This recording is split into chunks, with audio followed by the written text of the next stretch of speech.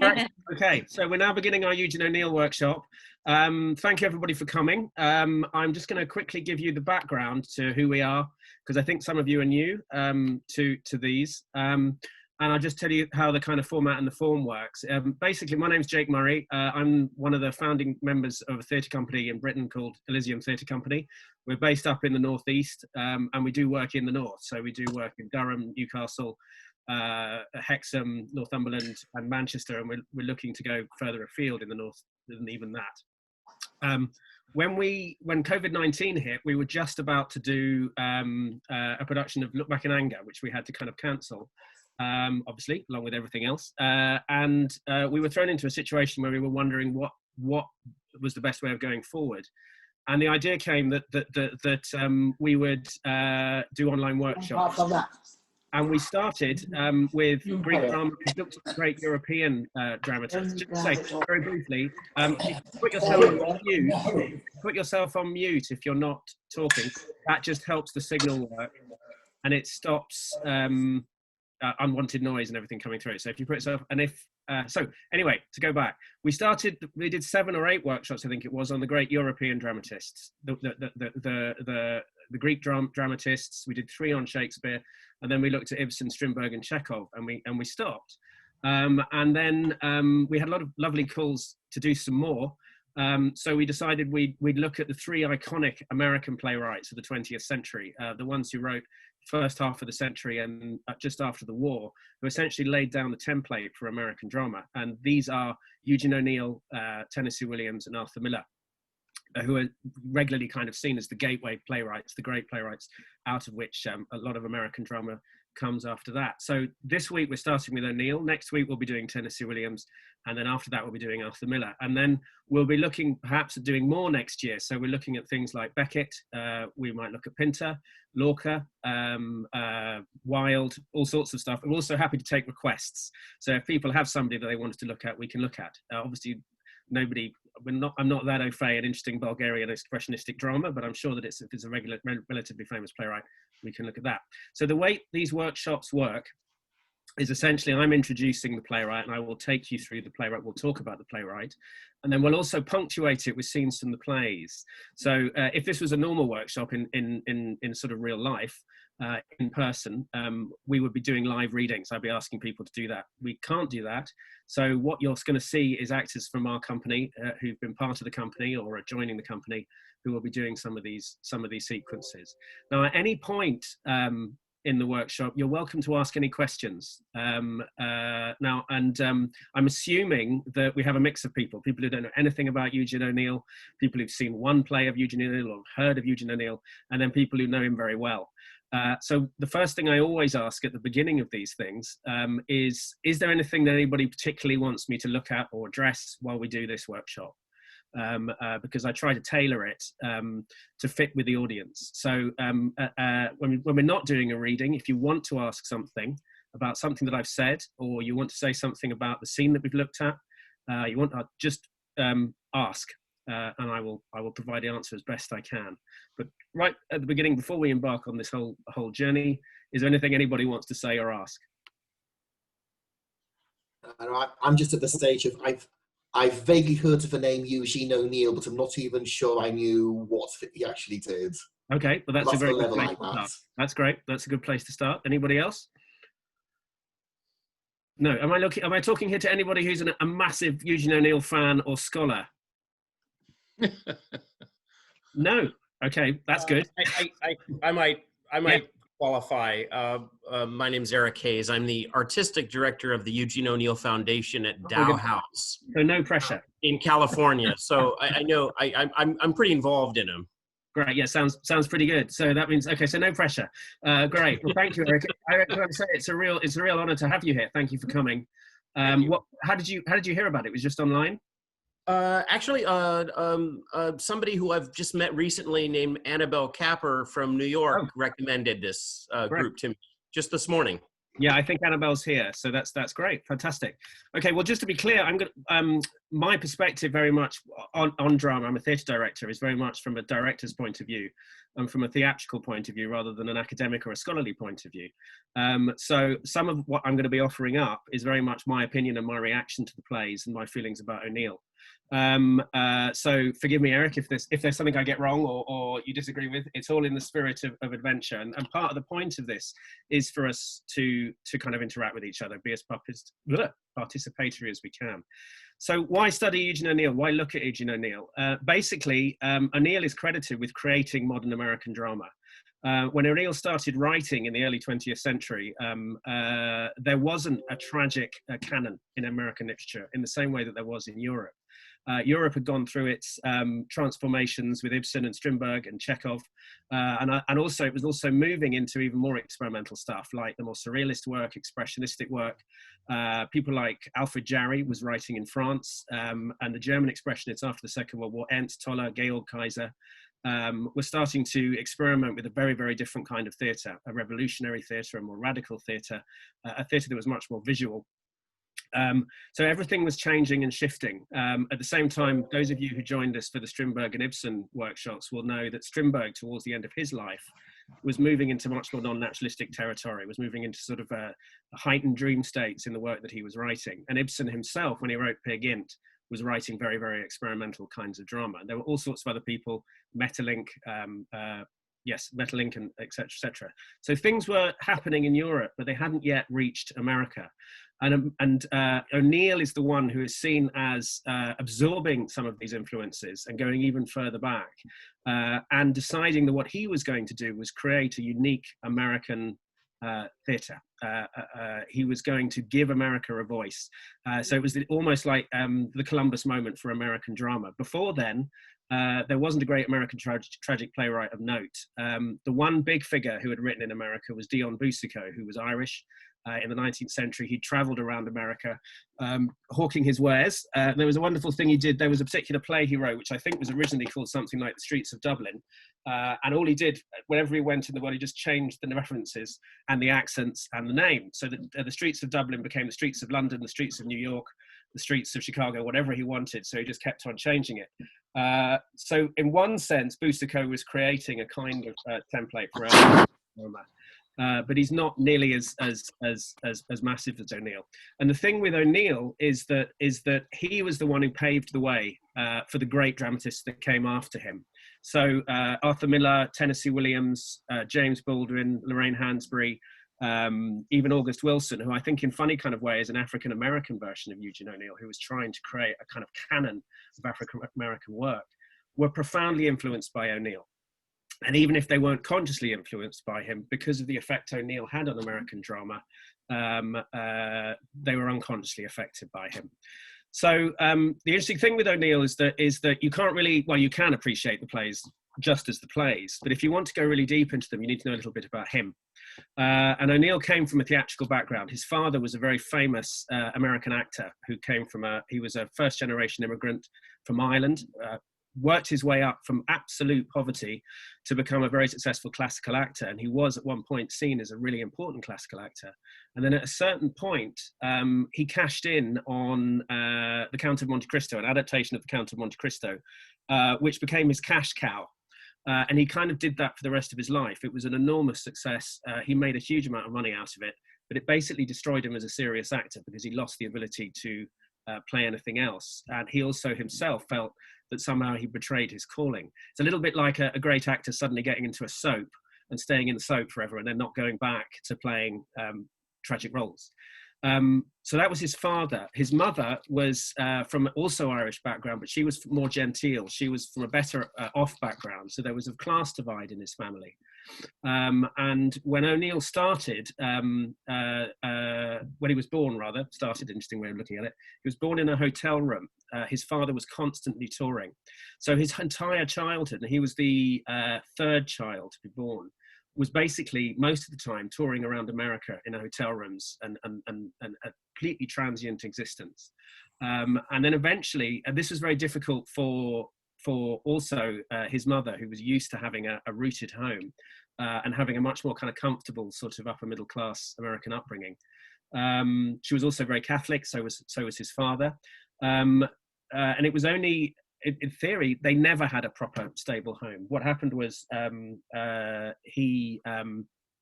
father ended up creating a home for them, Monte Cristo house, I think it was called. Is that right, Eric?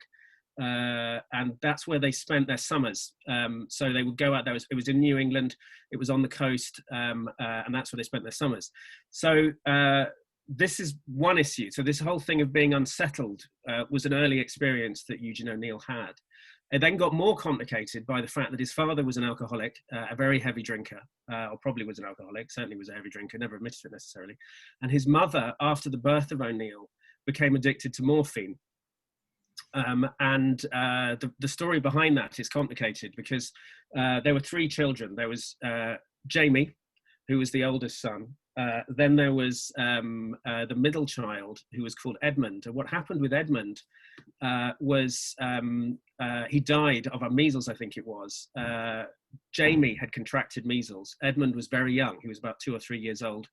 And Jamie was told not to go into the room because it would infect the other brother. And of course, Jamie did go into the room. It did infect the other brother, and the middle brother died of measles. As a consequence, then the father encouraged the mother to have another child to try and bring herself out of this, the depression or the kind of grief that she was feeling. And then O'Neill was born, Eugene O'Neill, who was the youngest child. And because of the difficulty of the birth, the doctor who was presiding prescribed morphine to her, and she found herself addicted to it for a large amount of the rest of her life. So this was the family background that O'Neill grew up with. There was enormous guilt surrounding the whole thing, because obviously Jamie felt that he had murdered the middle child, and that it was his fault that the mother had become addicted. And Edmund also felt that it was his fault by being born that this had happened. Bye. Take care. There we go. So there was. Yeah. Sorry. Yeah, sure. Any day. Do you want to mute? Sorry. Okay, sorry about that. Anyway, where was I? So the reason why these things are important is that these things were profound influences on Eugene O'Neill's sensibility. When he was a teenager, he was very restless. He went to Princeton for a year and dropped out, or was got rid of. He rejected the Catholicism of his parents. He started to go to brothels and drink heavily, which is something that his brother had done. And then at a certain point, he became a sailor, of all things. He kind of ran away from the homestead and traveled the world as a sailor, living in dives in Brazil, in all over the world, in Britain. Living this kind of strange, vagrant existence. And he was drinking very heavily, and at one point tried to commit suicide. So these are the things that were at the root of his early experience, and they inform almost everything that he wrote. And he didn't start writing until about 1914, I think it was, and the trigger was being diagnosed with tuberculosis, and he went to a sanatorium, and it was after the sanatorium that he decided he wanted to write. And he began to write plays. And the first thing he wrote was a play called Bound East for Cardiff, which is perhaps not the most exciting title you could possibly imagine, unless you're from Cardiff. But this brought him to the awareness of a group called the Princeton Players, who are a group of radical left-wing actors and directors and writers in New England. And they were the ones who gave him his first break. One of them was Susan Glaspell, who wrote Machinal. And it was relationship with that theatre that really made him into a playwright. That's where they did his plays. That's where he learned his craft. Now, the reason why I'm waffling on about all this is that all of this hung over him. Every single play he ever wrote was in some sense influenced by this experience of life he'd had when he was young. So in his plays, you see endless plays set by the sea. Endless plays set with sailors. Anna Christie is set on a boat, and the first scene is in a kind of drinking dive called Jimmy the Priest's, which is literally the place where he used to drink. His plays deal with addiction, depression, alienation, grief, all those different things. And all his life, the play he's most famous for is a play called Long Day's Journey into Life, Long Day's Journey into Night, which he wrote in secret towards the end of his life. When I say in secret, he never wanted it performed. The reason being, it was the absolutely crystal clear, accurate representation of his family and his childhood. So the people who he was representing were so close to him, he didn't feel it should be performed on stage. Fortunately for us, after he died, his wife went, "We're going to perform it on stage." And as a consequence, the play is seen as this incredible masterpiece. And that's the play that we'll finish with tonight, because it really is, it's one of my favorite plays. It's a play that pretty much every director who's ever done it always wants to direct. I remember meeting Michael Grandage at the Donmar and him saying, "So what play would you like to do?" And I said, "Well, I'd love to do Long Day's Journey into Night." And he said, "Everybody wants to do Long Day's Journey into Night."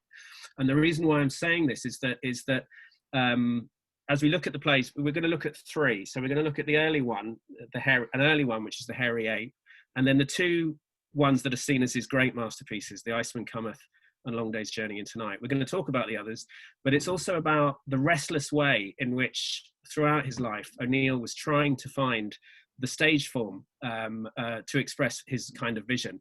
And I think with Long Day's Journey into Night, he found it, because to me, it's one of the most perfect plays he ever wrote.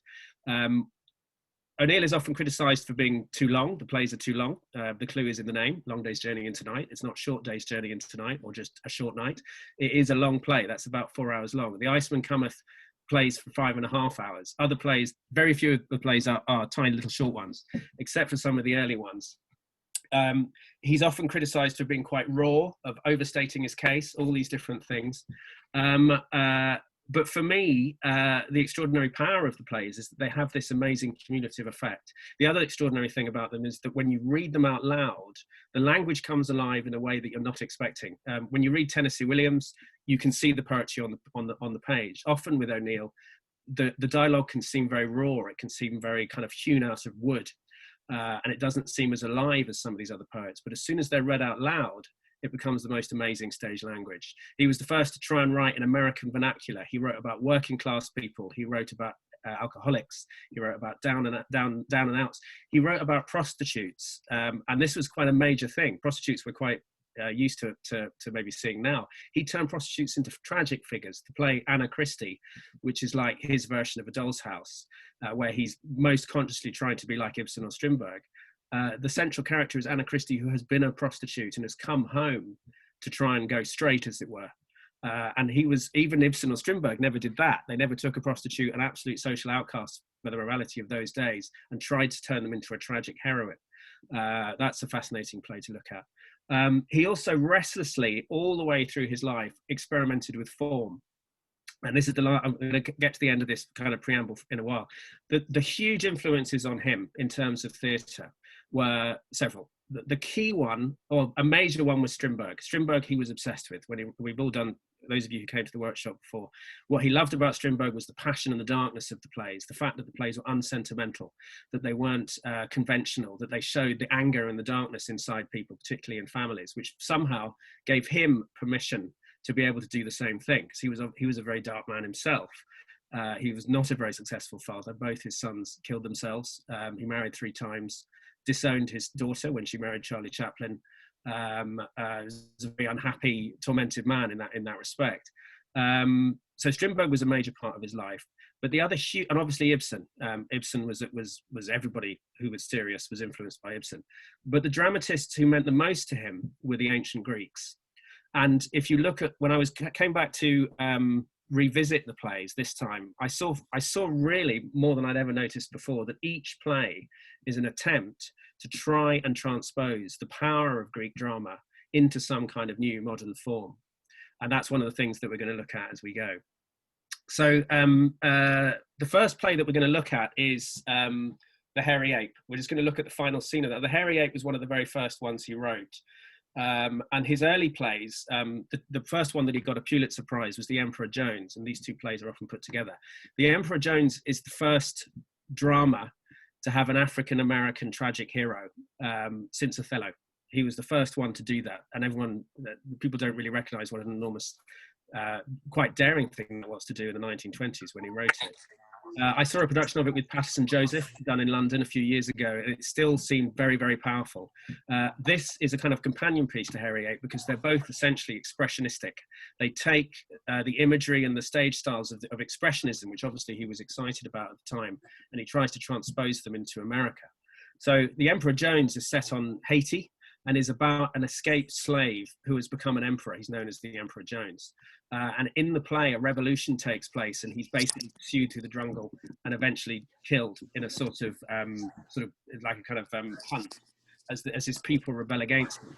And in that play, the way that the Greek aspect works, because he sets it in the world of voodoo and all those different things, he's able to create a kind of mythic landscape with a witch doctor who becomes the kind of image of fate who pursues him. And the play is also an attack on slavery and all those things. I think someone's got their sound on. Does someone just mute themselves there? Hey guys, I just got in last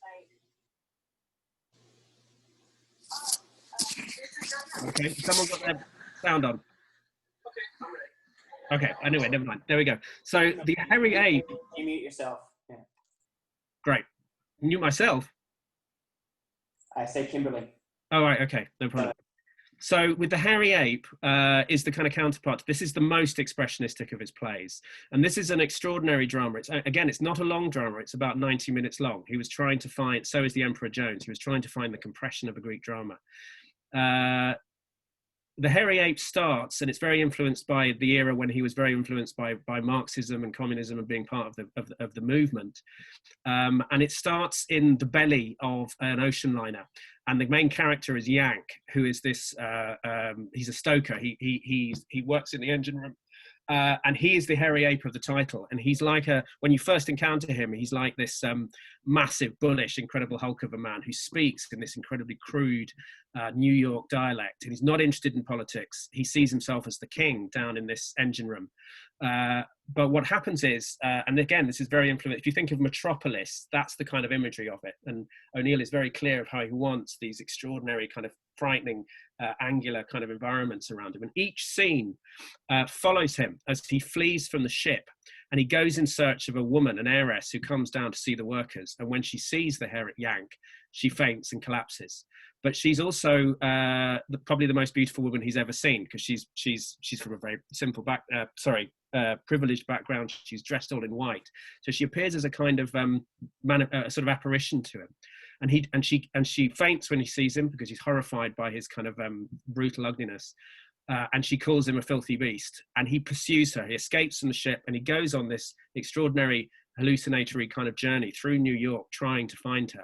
And each scene in the tradition of a great expressionistic drama has a really powerful visual image, whether it's coming outside of the wealthy coming out of a theater, or it's the prisons he gets in the police station. And at one point he finds himself going to a Communist Party meeting, but they don't trust him. They're all a bit too middle class. In comes this working class guy. He's a bit gruff. They think he's a cheat. They throw him out. And it was O'Neill talking about the disaffection of the working class, the disaffection of the alienated. But on top of that politics was what you'll find in all of the rest of O'Neill, which is this restless search for somewhere where you belong. So the scene we're about to see is the very, very last scene where Yank has tried everything and he hasn't found the woman, and he finds himself in a zoo outside outside the cage of a gorilla in the monkey section, and he starts to talk to the gorilla. Now, just to explain as we do this, Michael is going to be playing Yank. Danny's going to read the stage directions because it's expressionistic, the visuals are very important. But Danny's also going to give us the gorilla. And also everybody else, all the other actors are going to give us the monkeys. So Danny will deliver the stage directions, and on cue of those, we'll have the sounds. So can we all stand by? Michael, do you want to unmute? Yep.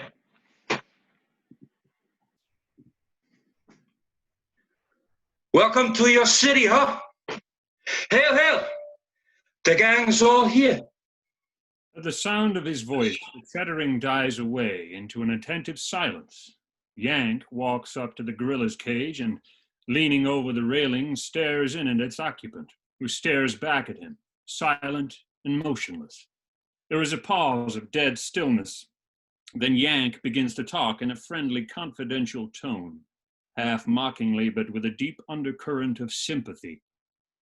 Say, you're some hard-looking guy, ain't you? I've seen a lot of tough nuts that the gang call gorillas, but you're the first one I ever saw. Some chest you got, and shoulders, and them arms.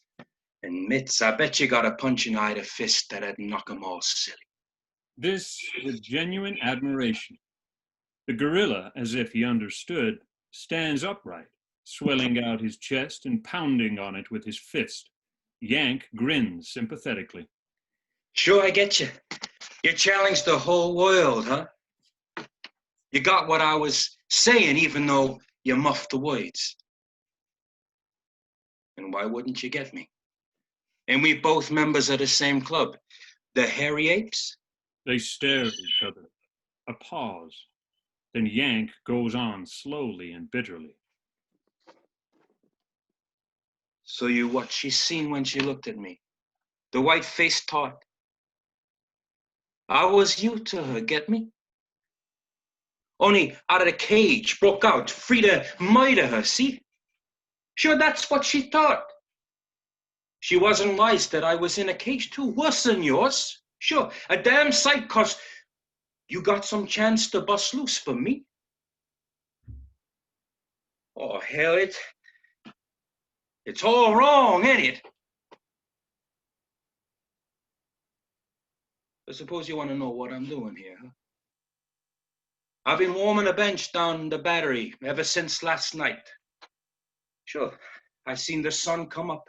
That was pretty. Too all red and pink and green. I was looking at the skyscrapers, steel. And all the ships coming in, sailing out all over the earth. And they were steel too. The sun was warm. There wasn't no crowds, and there was a breeze blowing. Sure, it was great stuff. I got it all right. What Patty said about that being right dope, only I couldn't get in it. See? I couldn't belong to that. It was over my head, and I kept thinking, and then I beat it up here to see what use was like. And I waited till they was all gone to get you alone. Say, how'd you feel sitting in that pen all the time, having to stand for them coming and staring at you, the white-faced skinny tarts and the boobs what marry 'em? Making fun of you, laughing at you, getting scared of you, huh? Damn 'em! He pounds on the rail with his fist. The gorilla rattles the bars of his cage and snarls. Sure, All that's... the other monkeys set up an angry chattering in the darkness. No, that's the way it hits me too, only you're lucky, see? You don't belong with them, and you know it. For me, I belong with them, but I don't, see? They don't belong with me, that's what. Get me? Thinking is hard. The gorilla growls impatiently. It's this way. What I'm driving at, you can sit and dope, dream in the past, green woods and the jungle and the rest of it. Then you belong and they don't. Then you can laugh at them, see, you're the champ of the world, but me, I ain't got no past to think in, nothing that's coming, only what's now. And that don't belong. Sure, you're the best off. You can't think, can you? You can't talk, neither, but I can make a bluff for talking and thinking, almost get away with it, almost, and that's where the joker comes in. I ain't on earth, and I ain't in heaven, get me? I'm in the middle trying to separate them, taking all the white punches from both of them. Maybe that's what they call hell, huh? But you're at the bottom, you belong. Sure, you're the only one in the world that does, you lucky stiff.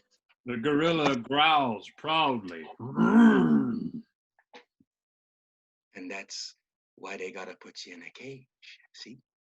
The gorilla roars angrily. Oh, you get me? It beats you when you try to think or talk it. It's way down, deep, behind, and you and me feel it. Sure. Both members of this club. What the hell? To hell with it. A little action, that's our meat. That belongs. Knock 'em down and keep busting 'em till they croaks you with a gat, with steel. Sure. Are you game? They looked at yous, ain't they, in a cage? You want to get even? Want to wind up like a sport instead of croaking slow in here? The gorilla roars an emphatic affirmative. Sure, you're regular. You'll stick to the finish. Me and you, huh? both members of this club. We'll put up the last starbout that'll knock them off their seats. They'll have to make gauges stronger after we're through. The gorilla is straining at his bars, growling, hopping from one foot to the other. Yank takes a jimmy from under his coat and forces the lock on the cage door. He throws this open. Pardon from the governor. Step out and shake hands. I'll take you for a walk down Fifth Avenue. We'll knock 'em off in the earth, croaking with a band playing. Come on, brother. The gorilla scrambles gingerly out of his cage, goes to Yank and stands looking at him. Yank keeps his mocking tone, holds out his hand. Jake, the secret gift of the order. Something, the tone of mockery perhaps, suddenly enrages the animal. With a spring, he wraps his huge arms around Yank in a murderous hug. There is a crackling snap of crushed ribs, a gasping cry, still mocking from Yank. Hey, I didn't say kiss me. The gorilla lets the crushed body slip to the floor, stands over it uncertain, considering, then picks it up, throws it in the cage, shuts the door and shuffles off menacingly into the darkness it left. A great uproar of frightened chattering and whimpering comes from the other cages. Then Yank moves, groaning, opening his eyes, and there is silence. He mutters painfully. Hey, they ought to match him with Shabishko. He got me all right. I'm true. Even him didn't think I belonged. Christ, where do I get off at? Where do I fit in? Oh, what the hell? No squeaking, see, no quitting. Just get me. Croak with your boots on. He grabs hold of the bars of the cage and hauls himself painfully to his feet. Looks around him bewilderedly, forces a mocking laugh.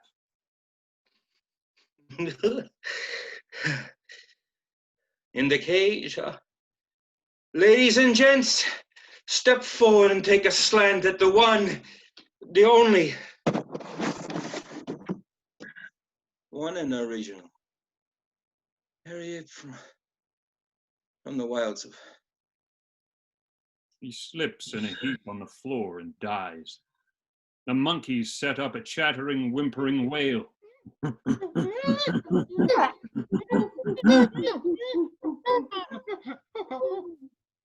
And perhaps the hairy ape at last belongs. Good. Thank you very much. Thank you very much. Okay.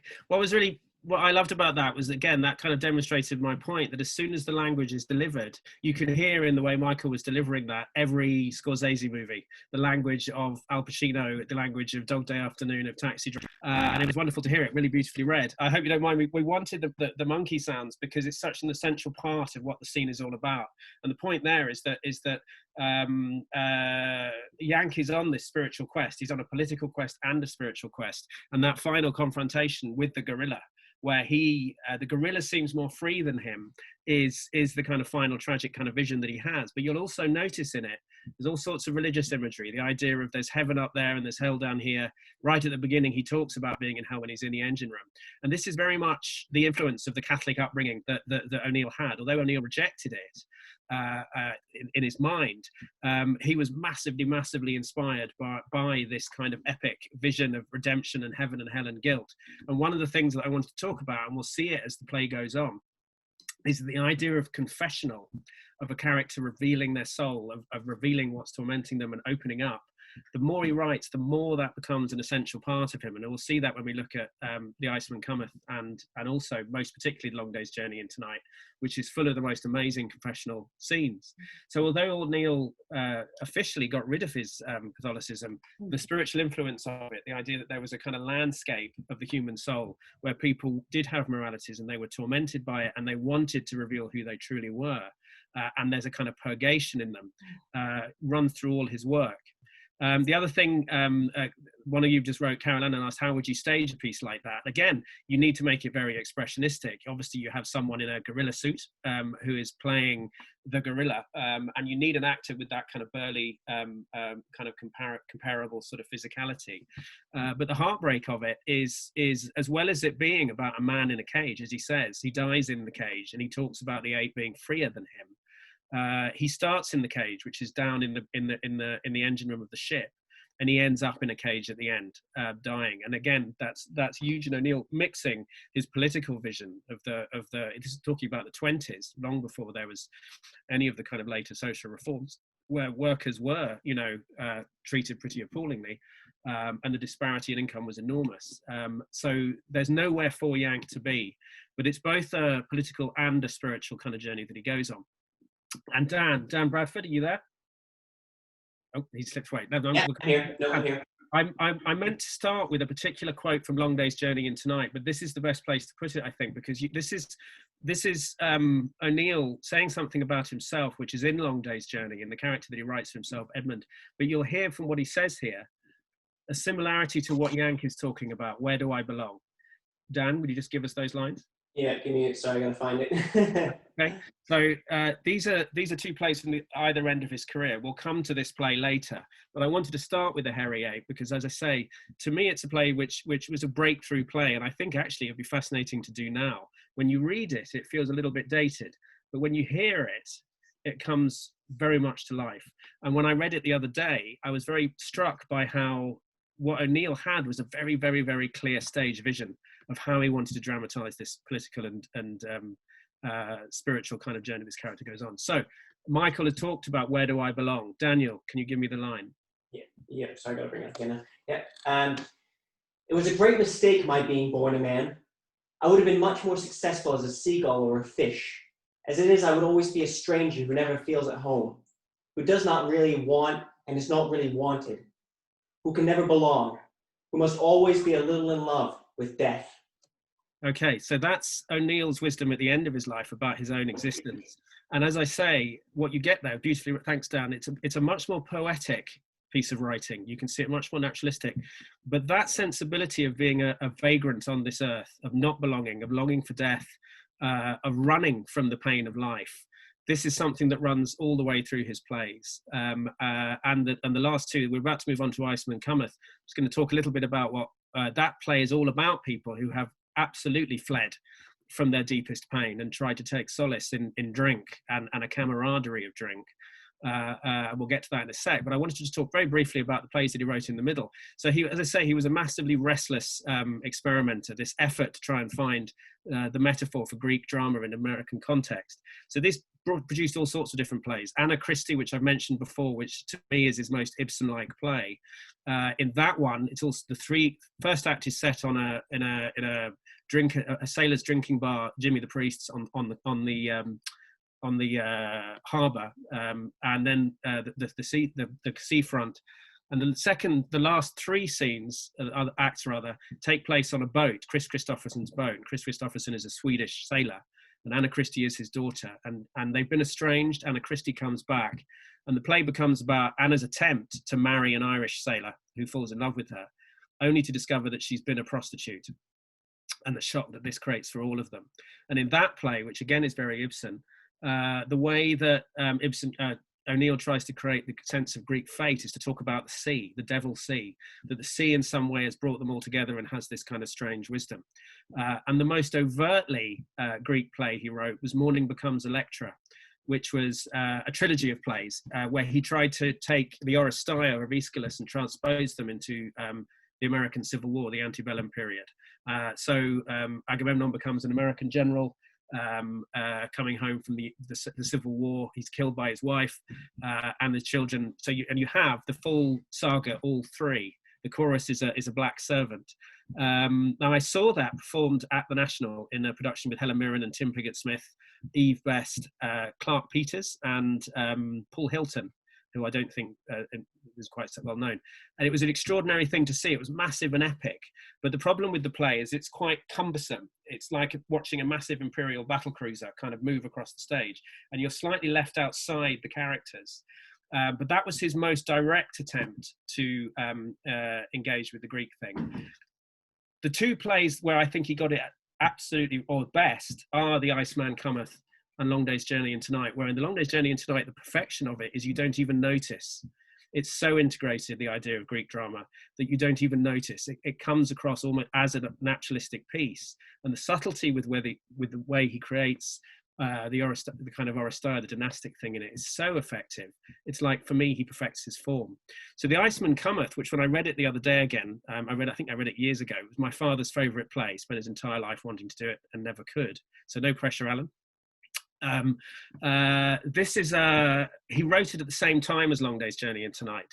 I think this was after he'd won the Nobel Prize, and he moved into a different phase of his drama.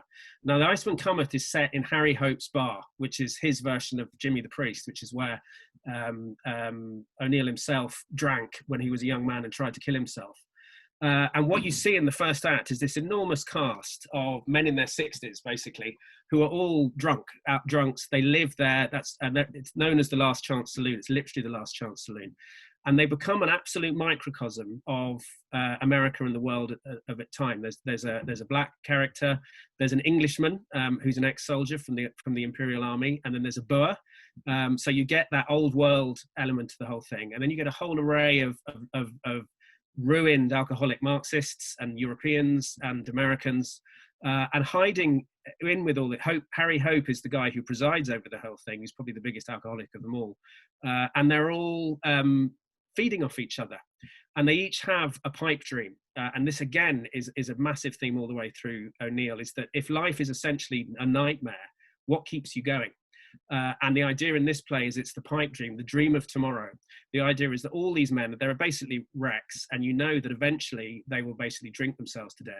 But they're also quite wonderful wrecks. They all have a deep humanity in themselves, and they have a dream of how they're going to set themselves right. So for Harry Hope, who almost stood as a politician or a mayor, I think it was, it's about going around the ward, going out of the house, of the building, and seeing people. Another character was going to be a fantastic lawyer when he was young, when he was sacked, and he's going to go back and take up his practice again. So the first act, you just see these downs and outs and just interacting, and you realise that they're all in one sense emotionally crippled, and all in another sense they're drinking themselves to death, but in another sense there's a light in them, a kind of ruined humanity that you kind of fall in love with. And the core of, there's also two prostitute characters and a pimp, etc., etc. So everybody is deluding themselves. The pimp insists he's not a pimp, he just owns the bar, he works behind the bar, etc., etc. And in amongst all this is this character called Larry Slade. And Larry Slade is, again, in his 50s or his 60s, he's also an alcoholic. And he is a kind of lost leader. He was a member of the movement, the communist movement.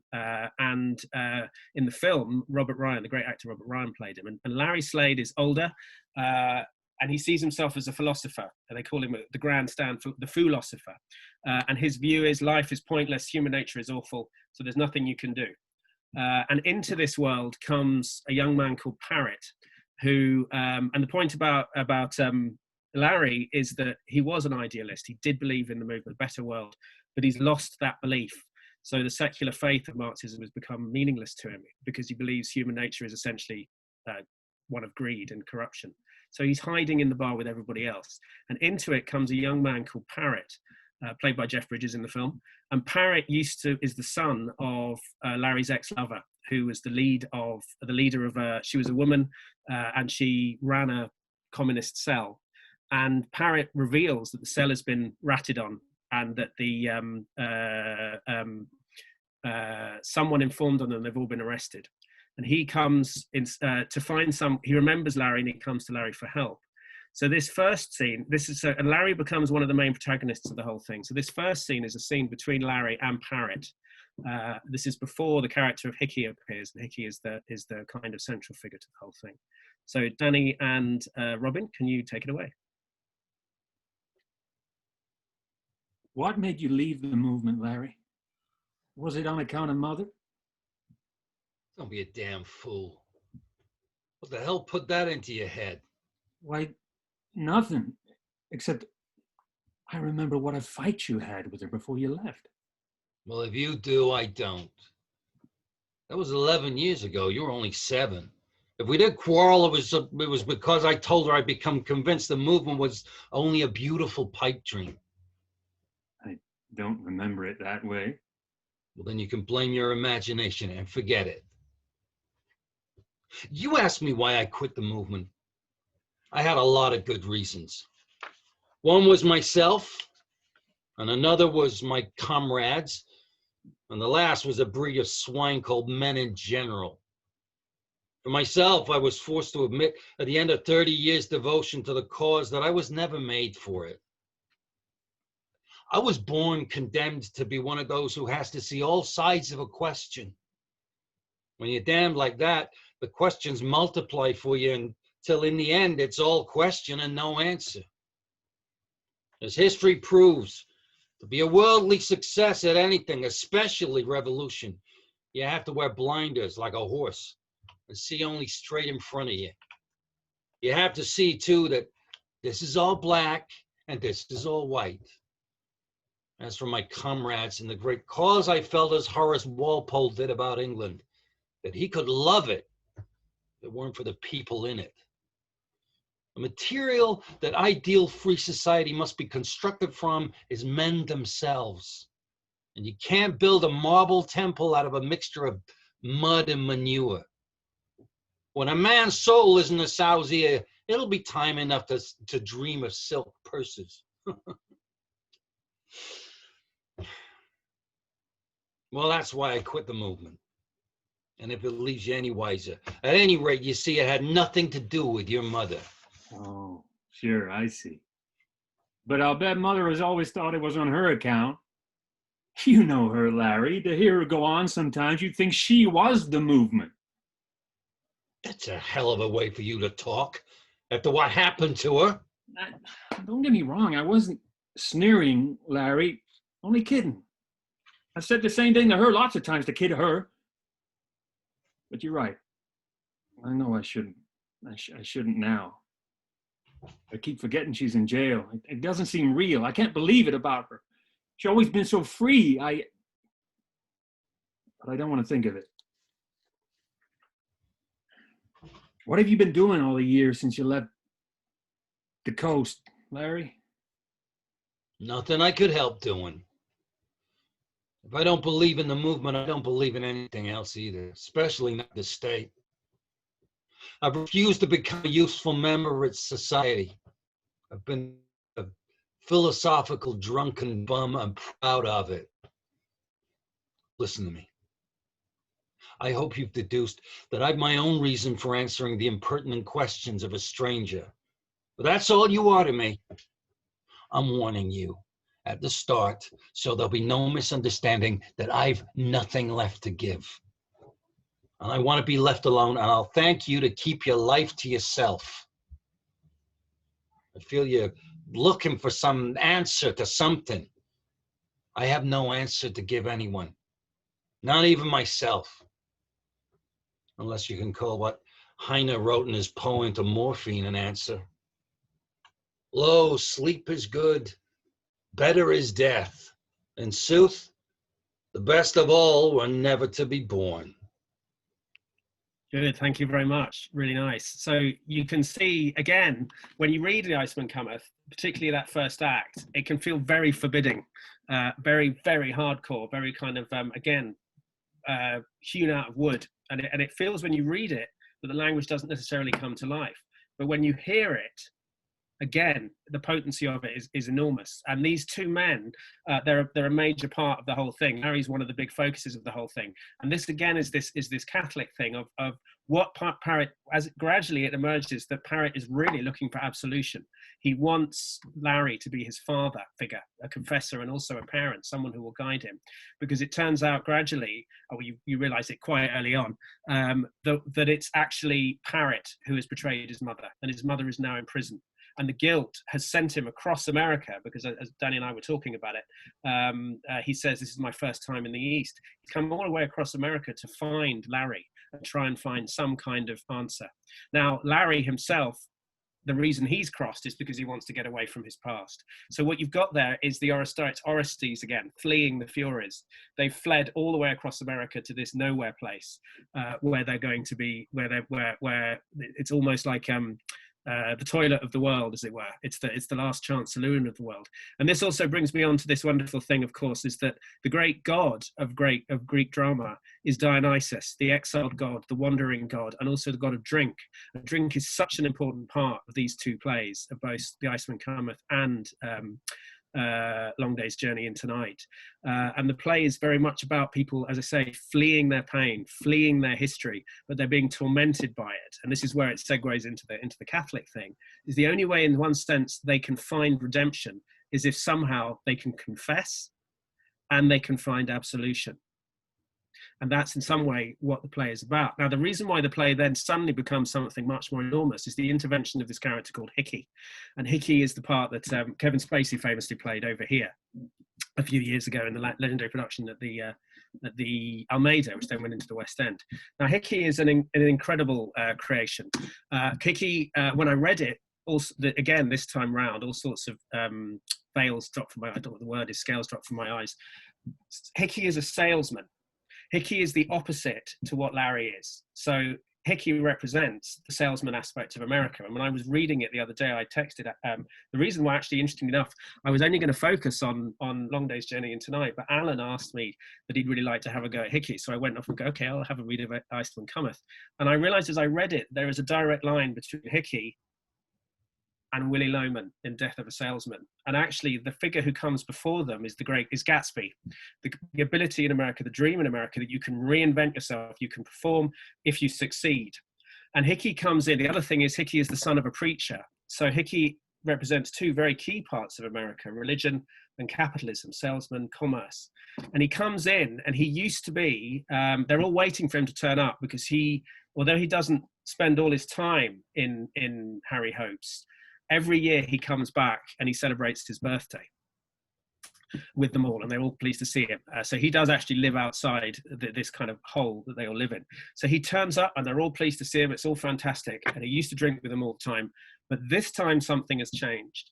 Harry has gone dry. He no longer drinks. And he tells them, I don't drink anymore. You guys can all drink. You all have a good time. But then the thing that he's selling to them is redemption.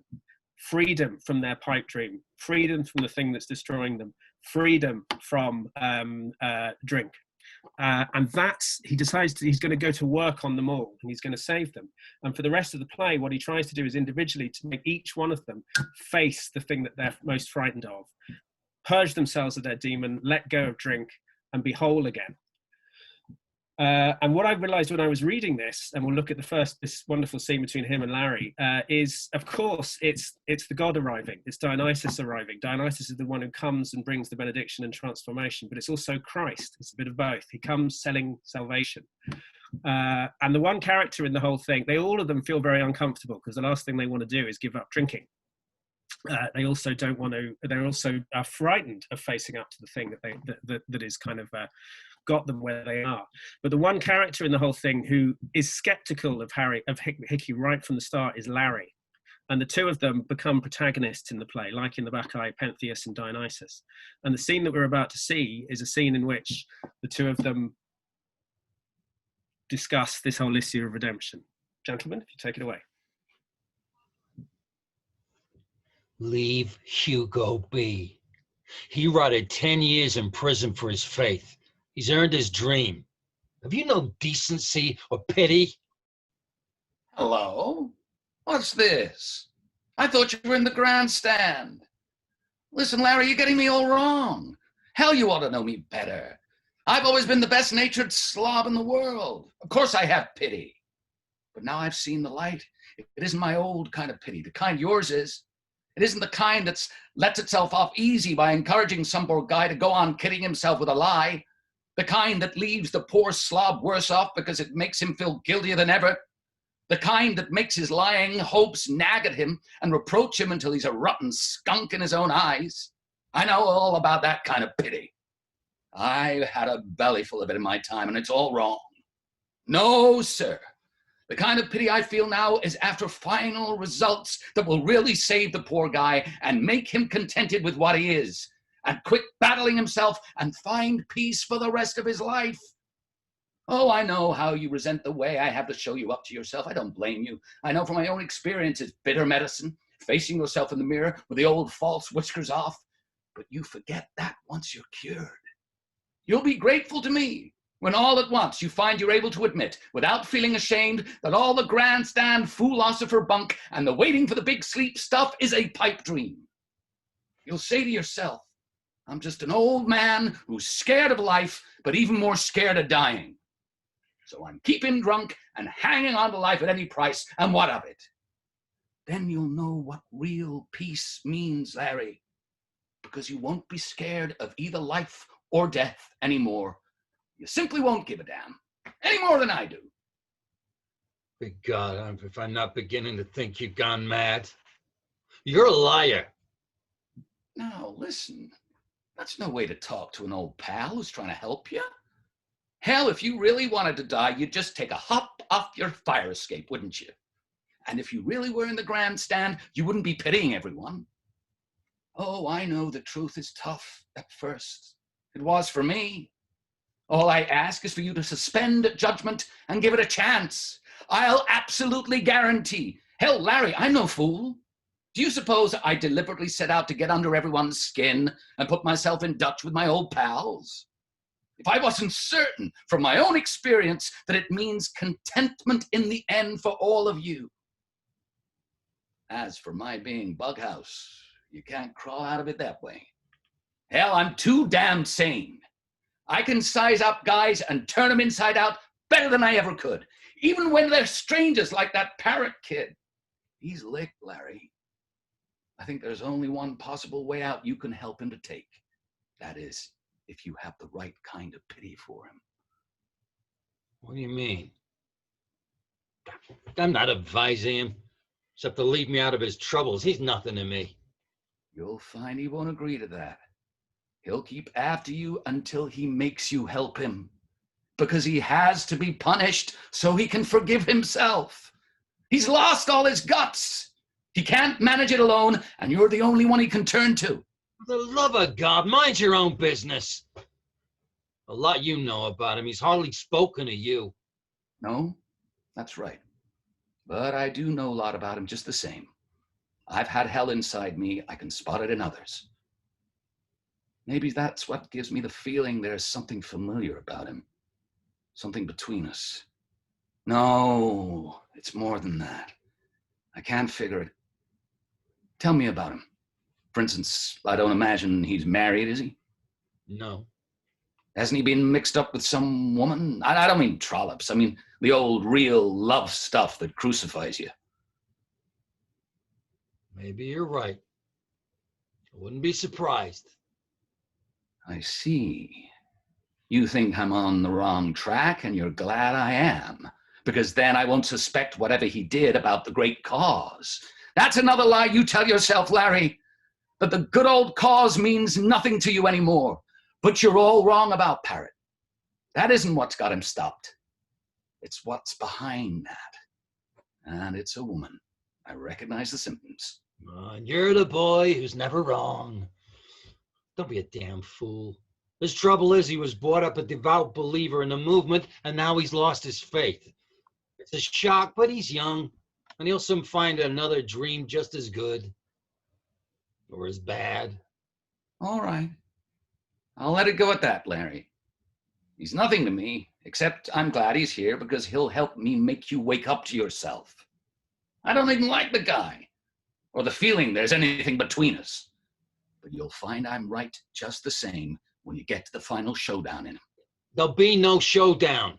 I don't give a tinker's damn. Ooh, sticking to the old grandstand, eh? Well, I knew you'd be the toughest to convince of all the gang, Larry. And along with Harry and Jimmy tomorrow, you're the one I want most to help. I've always liked you a lot, you old bastard. Well, well, not much time before 4:12. Let's get busy, boys and girls. Cake all set, good.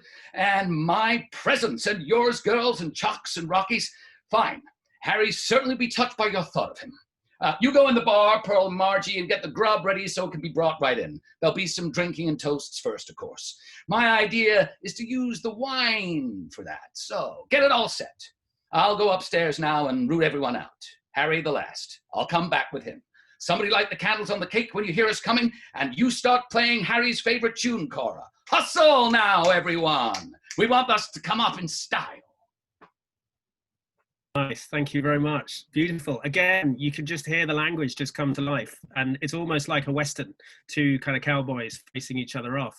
And what O'Neill again is doing is creating that kind of epic landscape of America, where anything is possible. And that's what Hickey's selling: possibility, healing, change, celebration, all those different things. And again, it's the echo of Dionysus. It's like we're going to do it all with wine. It's all going to be benedictions. It's a wedding. Sorry, it's a wedding. It's a birthday party.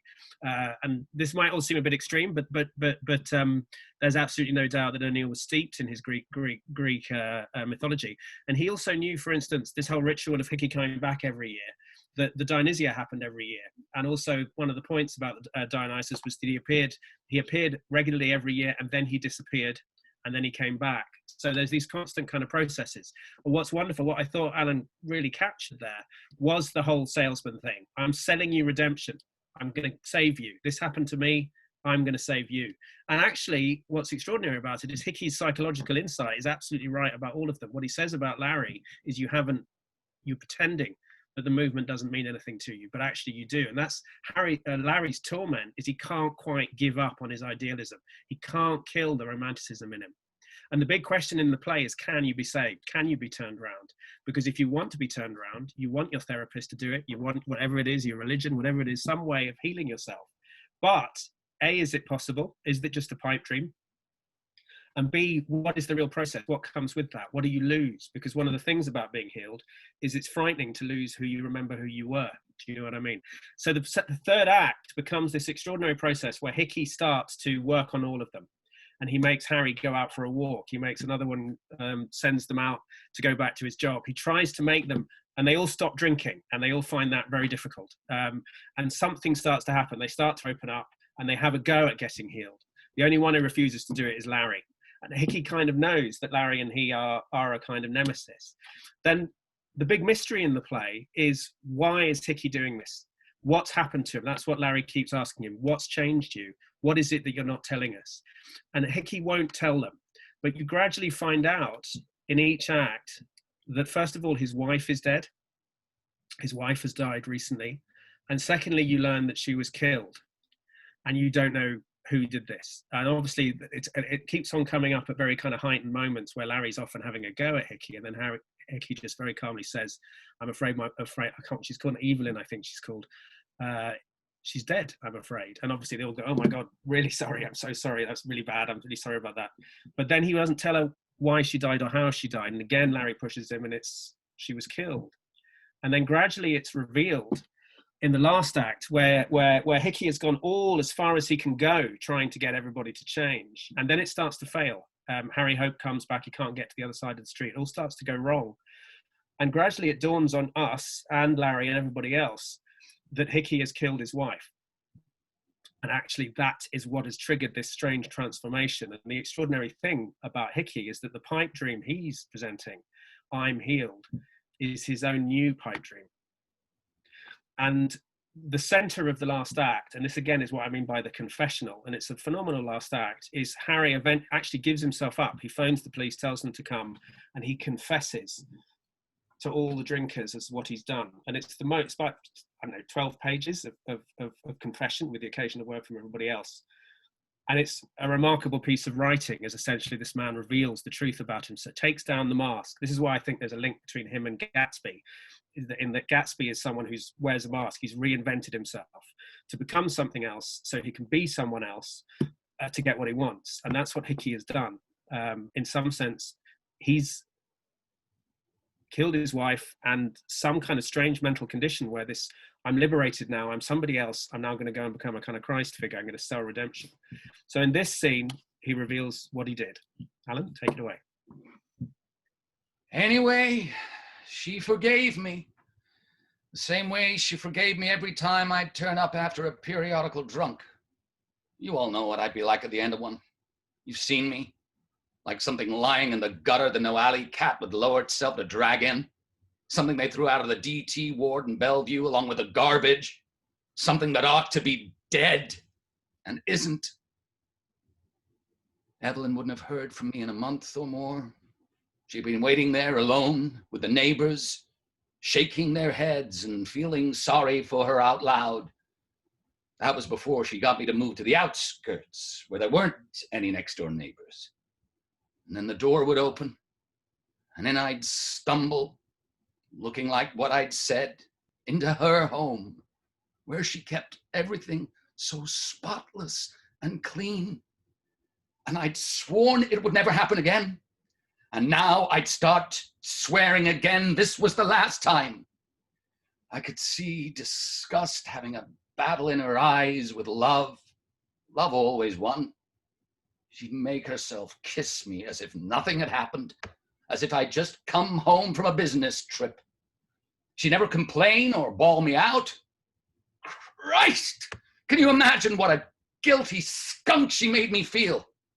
If she'd only admitted once she didn't believe any more in her pipe dream that someday I'd behave. But she never would. Evelyn was stubborn as hell. Once she'd set her heart on anything, you couldn't shake her faith that it had to come true tomorrow. It was the same old story over and over for years and years. It kept piling up inside her and inside me. God, can you picture all I made her suffer? And all the guilt she made me feel, and how I hated myself. If she only hadn't been so damned good. If she'd been the same kind of wife I was a husband.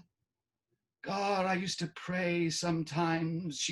I'd even say to her, go on, why don't you, Evelyn? It'd serve me right. I wouldn't mind. I'd forgive you. Of course, I'd pretend I was kidding. The same way I used to joke here about her being in the hay with the Iceman. She'd have been so hurt if I'd said it seriously. She'd have thought I'd stopped loving her. I suppose you think I'm a liar, that no woman could have stood all she stood and still love me so much, that it isn't human for any woman to be so pitying and forgiving. Well, I'm not lying. And if you'd ever seen her, you'd realize I wasn't. It was written all over her face. Sweetness and love and pity and forgiveness. Wait, I'll show you. I always carry her picture. No. I'm forgetting. I tore it up afterwards. I didn't need it anymore. Jeez, Vicky. Jeez. I burnt up Mother's picture, Larry. Her eyes followed me all the time. They seemed to be wishing I was dead. Kept piling up, like I've said. It got so I thought of it all the time. I hated myself more and more, thinking of all the wrong I'd done to the sweetest woman in the world who loved me so much. I got so I cursed myself for a lousy bastard every time I saw myself in the mirror. I felt such pity for her. It drove me crazy. You wouldn't believe a guy like me that's knocked around so much could feel such pity. It got so every night I'd wind up hiding my face in her lap, bawling and begging her forgiveness. And of course, she'd always comfort me and say, never mind, Teddy. I know you won't ever again. Christ, I loved her so much. But I began to hate that pipe dream. I began to be afraid I was going bughouse because sometimes I couldn't forgive her for forgiving me. I even caught myself hating her for making me hate myself so much. There's a limit to the guilt you can feel and the forgiveness and pity you can take. You have to begin blaming someone else too. I got so sometimes when she'd kiss me, it was like she did it on purpose to humiliate me, as if she'd spit in my face. But all the time I saw how crazy and rotten of me that was, and it made me hate myself all the more. You'd never believe I could hate so much. A good-natured, happy-go-lucky slob like me. And as the time got nearer to when I was due to come here for my drunk around Harry's birthday, I got nearly crazy. I kept swearing to her every night that this time I really wouldn't, until I'd make it a real final test to myself and to her. And she kept encouraging me and saying, I can see you really mean it now, Teddy. I know you'll conquer it this time, and we'll be so happy, dear. When she'd say that and kiss me, I'd believe it too. Then she'd go to bed and I'd stay up alone because I couldn't sleep and I didn't want to disturb her, tossing and rolling around. I'd get so damn lonely.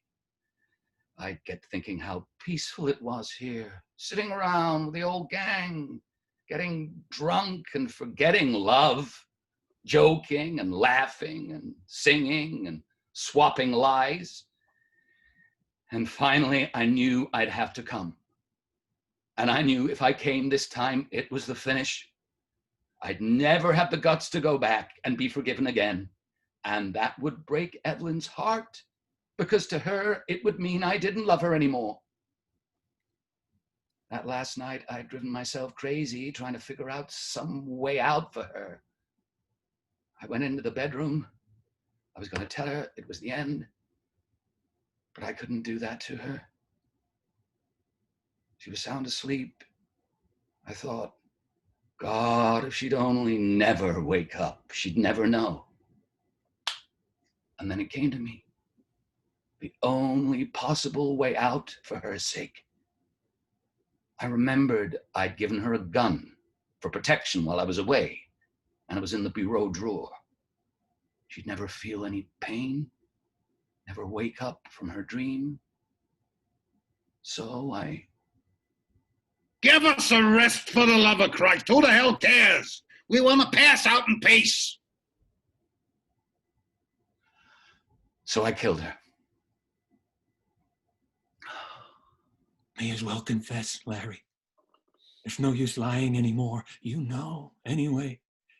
I didn't give a damn about the money. It was because I hated her. And then I saw I'd always known that was the only possible way to give her peace and free her from the misery of loving me. I saw it meant peace for me too, knowing she was at peace. I felt as though a ton of guilt was lifted off my mind. I remember I stood by the bed and suddenly I had to laugh. I couldn't help it. And I knew Evelyn would forgive me. I remember I heard myself speaking to her as if it was something I'd always wanted to say. Well, you know what you can do without your pipe dream now, you damn bitch. Oh, no, I never. Yes, that's it. Her and the damned old movement pipe dream. Hey, Larry? No, that's a lie. I never said, good God, I couldn't have said that. If I did, I'd have gone insane. Why, I love Evelyn better than anything in life. Boys, you're all my old pals. You've known old Hickey for years. You know I'd never... You've known me longer than anyone, Harry. You know I must have been insane. Don't you, Governor? Fabulous. Thank you very much. Wow. Great. Really good. So that's really lovely work from everybody there. Thank you very much. So you can absolutely see what I mean about the confessional. And you listen to the language he uses: guilt, forgiveness, peace.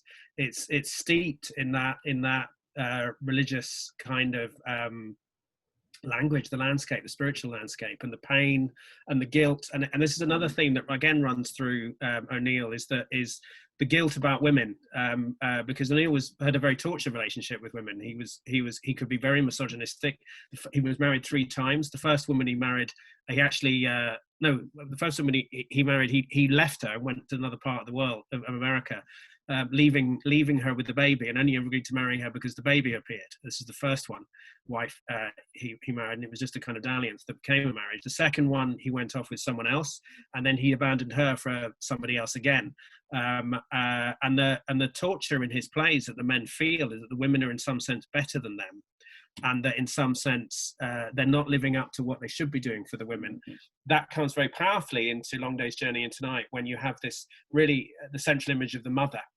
And this kind of what was interesting about when Alan was delivering that speech, the whole idea of this saintly wife, this kind of Virgin Mary wife who was constantly forgiving, constantly in love with him, constantly saying it's okay, and he was going off and drinking and sleeping with other women and coming back, and eventually the guilt of it became so terrible that he kills her. And yet, as he says, I loved her more than anything.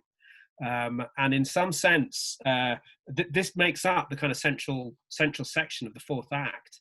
And it's a little bit like the messengers coming on in the ancient Greek dramas where the tragedy takes place. And what's wonderful about it when you read it is you're just caught in this kind of timeless zone. And I'm sure that if you saw it, the same thing would happen if it was well done, as it was just then. And you see Hickey, you see deep into his soul. And it affects everybody. And then what Hickey gives himself up. What's interesting in the scene is that the police have already arrived when Hickey is giving his confession, but the spell that Hickey causes on the stage as he confesses is such that the police themselves can't interrupt it, and he quietly is taken off at the end. And then after he's gone, you see this extraordinary process of the drinkers slowly going back to who they were. They almost had opened the door to escape, and gradually they go back to who they were, and you see them all sink back into who they were. And by the end of it, the only one who can't do it is Larry, because Parrot, who Danny was playing, eventually goes and kills himself, throws himself off the top of Harry Hope's house building, sort of hotel thing. So Larry is the one left, still unable to lose himself. The others go back into their dreams, and Larry is the one who still has that torture. Hickey is taken away. And what's amazing about Hickey is that, yes, Pauline, you want to ask a question? Do you want to? You're muted.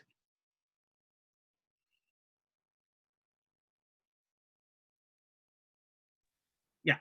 I'm baffled by this scene because I don't know what O'Neill's intention is here. Yeah. Because the character seems to be what we would call passive aggressive. He keeps saying that he did it for her. Is he meant to be showing us that he's trying to convince himself that he has some kind of justification for what he did? I'm completely baffled. I don't know what the playwright was trying to. Well, I think you need to look at. Obviously, we're just looking at an extract, so that the context doesn't happen. I think the best way of looking at it is close to Othello. The point about Harry is that he part of the point. First of all, the point about Harry is this thing of masks. Not Harry, Hickey is masks. That we know that he was once an alcoholic and a drunk, and with the others. He's now come in, and the mask he's wearing is, I've changed, everything is better, I'm transformed. And then you realize that what he's really done is create a mask for himself to protect himself from what he has done. Do you see what I mean? The murder of his wife. Well, I didn't get that at all. I thought he was just not being aware, being unaware. Well, his intention was when he killed her. So that's what I don't understand what the playwright was doing. Well, the point there is, well, you probably have to read the whole play, obviously, to get the full context, as I say. But I think the point is that by the end of it, you realise that the character who's come in selling redemption is the one who's fallen lowest than any of them. And that last line that Alan has about, I must have been mad to say that, there was a kind of madness to what he did. There was a kind of breakdown, and he's still, in one sense, mad, if you know what I mean, in that he is justifying what he did and doesn't know who he is. But he gives himself up, and he's taken away at the end. So what he's done is like, do you know in Eddie Carboni in The View from the Bridge, that the character says, Alfieri says of him, he was fully himself. He revealed himself. What you see in Hickey is a seething mass of contradictions. What Eugene O'Neill isn't doing is saying, I think it's good that he's killed his wife, or any of those things. It's not a justification any more than I think Shakespeare thinks it's good that Othello has killed Desdemona. I think the point is you're seeing into the heart of this man and the darkness in him and the guilt and the sorrow and the fact that and again, it's very Catholic in that his confession is how he begins to, on a very, very, what's the best way of putting it? begins to his own redemption. Do you know what I mean? The confession of the murder, the admission of it, and then, as I say, he's taken away. And the point about everybody else then going back to where they are is they can't face it. They can't face what he's done or the truth of it. It's too big for them. I think what O'Neill's doing is really looking into the heart of darkness in that scene. Alan, is there anything you want to say about playing it? Yeah, I mean, it's fascinating, the accumulation. I mean, it's, I think, you know, it's, Pauline's question is a good one about the intention of the playwright. But it's so interesting how it's about a kind of atmosphere that is built over an extended period of time. Yeah. And I thought that thing you said about the preacher and the salesman, I mean, it was, you know, even though I've been sort of studying it, that was a brilliant little kind of bedoing, because I've never done it out loud before. That kind of sense of being sacred and profane in the juggling act. Right. Yeah. Well, I think it's also that Catholic thing of original sin, that human nature is essentially depraved, but within that human nature is the image of God.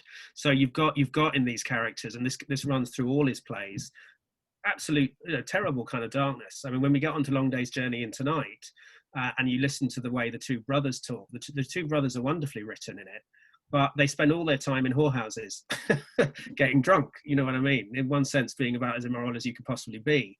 But out of that darkness in them, you also see an extraordinary humanity. And I think that what one of the big influences on O'Neill with the Iceman Cometh is the Lower Depths. I don't know if you know the Gorky play, The Lower Depths, where which is about they're not drunks, they're down and out. They're people at the bottom of Russian society, and into this kind of group of people who again are a cross section of Russia rather, comes this. They're all living in a squat, as it were, in Tsarist Russia. Into this comes this figure called Luca, who seems to be this wonderful, wise kind of Buddha figure, who starts to save them and help them and lift them up, and even sends the alcoholic actor out to try and sober up. And some of the characters he does redeem. They are improved by him. Other characters, it goes badly wrong. And it emerged, the inference at the end of the whole thing is that actually he's a fugitive, he's a killer, he's a murderer. Another one of the characters is also a murderer, kind of semi-identifies with him. And I think what O'Neill, all the way through his play, because if you think about O'Neill, is that if you think about this situation where he came from a very, in one sense, respectable background. So his mother was like, again, it was a wealthy Irish Catholic family. His mother wanted to be a nun when she was a child, and her father was if you look at photographs of both of them, they're incredibly good looking. The father was a super famous actor, but and O'Neill had the intelligence to be well educated. He went to Princeton University, he even went to Harvard, I think it was, for a year to study playwriting, and he dropped out. And instead, he spent his 20s as a sailor in down and out bars, drinking like these characters. So there was a self-hatred to O'Neill, and an awareness that he was an appalling human being. He saw himself as an appalling, you know, that terrible guilt, the seething anger that he felt about women, and God, and that it was all meaningless in one sense, and it was all awful. And then the other side of him, which was the poet, and all the way through the plays, these are the tensions that he's writing about, his dark nature and also his brighter nature. And again, I do think it's very very Irish Catholic. You know, you see it in Joyce, you know, the same way that Joyce writes about people who are, you know, in Ulysses, the famous scene where the horse shits on the bridge, and he wants you to see the ugliness of everything as well as the beauty. And I think that's what O'Neill is trying to write, is that even in the darkest characters there is something human, which in one sense, I was thinking about this, is very Christ-like. If you think about the fact, what we forget about when we think about Christianity as a very puritanical and anti-sensual, judgmental religion, again, Christ was accused of hanging out with prostitutes and publicans. And that's exactly what O'Neill's plays are all about. They're about people who you would normally think of as contemptible: the murderers, the alcoholics, the addicts, the prostitutes. You know what I mean? The people at the very bottom. And because O'Neill spent a lot of his time with those people and found in his own alienation a kind of similarity with them, that's what he was writing about. Do you see what I mean? So I think the point about well, it's like at the end of the Bacchae, where Pentheus is ripped apart. and Dionysus at the end turns up, and we've been against Pentheus all the way through, and then suddenly when he's been ripped apart, you think that's a bit harsh, and then Cadmus comes on, and so does Agave, and you're going, oh my God, this is terrible. And Dionysus ends the thing going, I'm still Dionysus and I'm still here and thank you. And you're left not knowing what you're supposed to think. And I think that one of I think great drama in one sense, it does have an intention, and it goes back to but it doesn't necessarily leave you with a conclusion.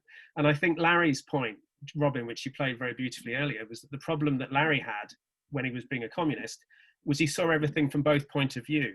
In which case you can't be a communist, because you're going to go, we must get rid of the bourgeoisie, but on the same side, they're humans as well. And then in which case you can't be very revolutionary. You have to see, you can't ask questions if you're going to be doing something like that. So I think if there's an honesty to O'Neill, it's in his admission of his own darkness. Do you know what I mean?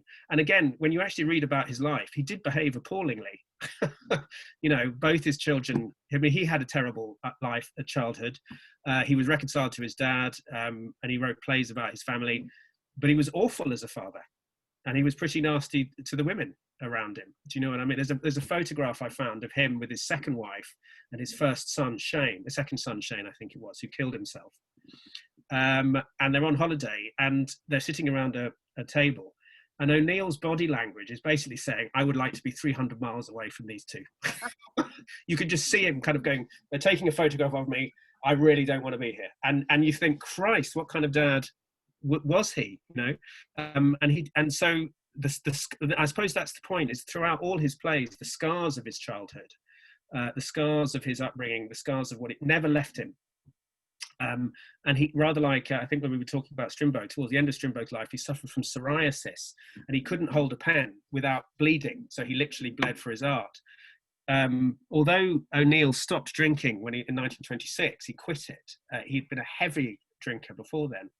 And I remember talking to Michael Mayer, our dear friend Michael Mayer, Alan, who said that he met someone who had met O'Neill and said it was the most disappointing encounter with a great writer he'd ever had, because he was just pissed.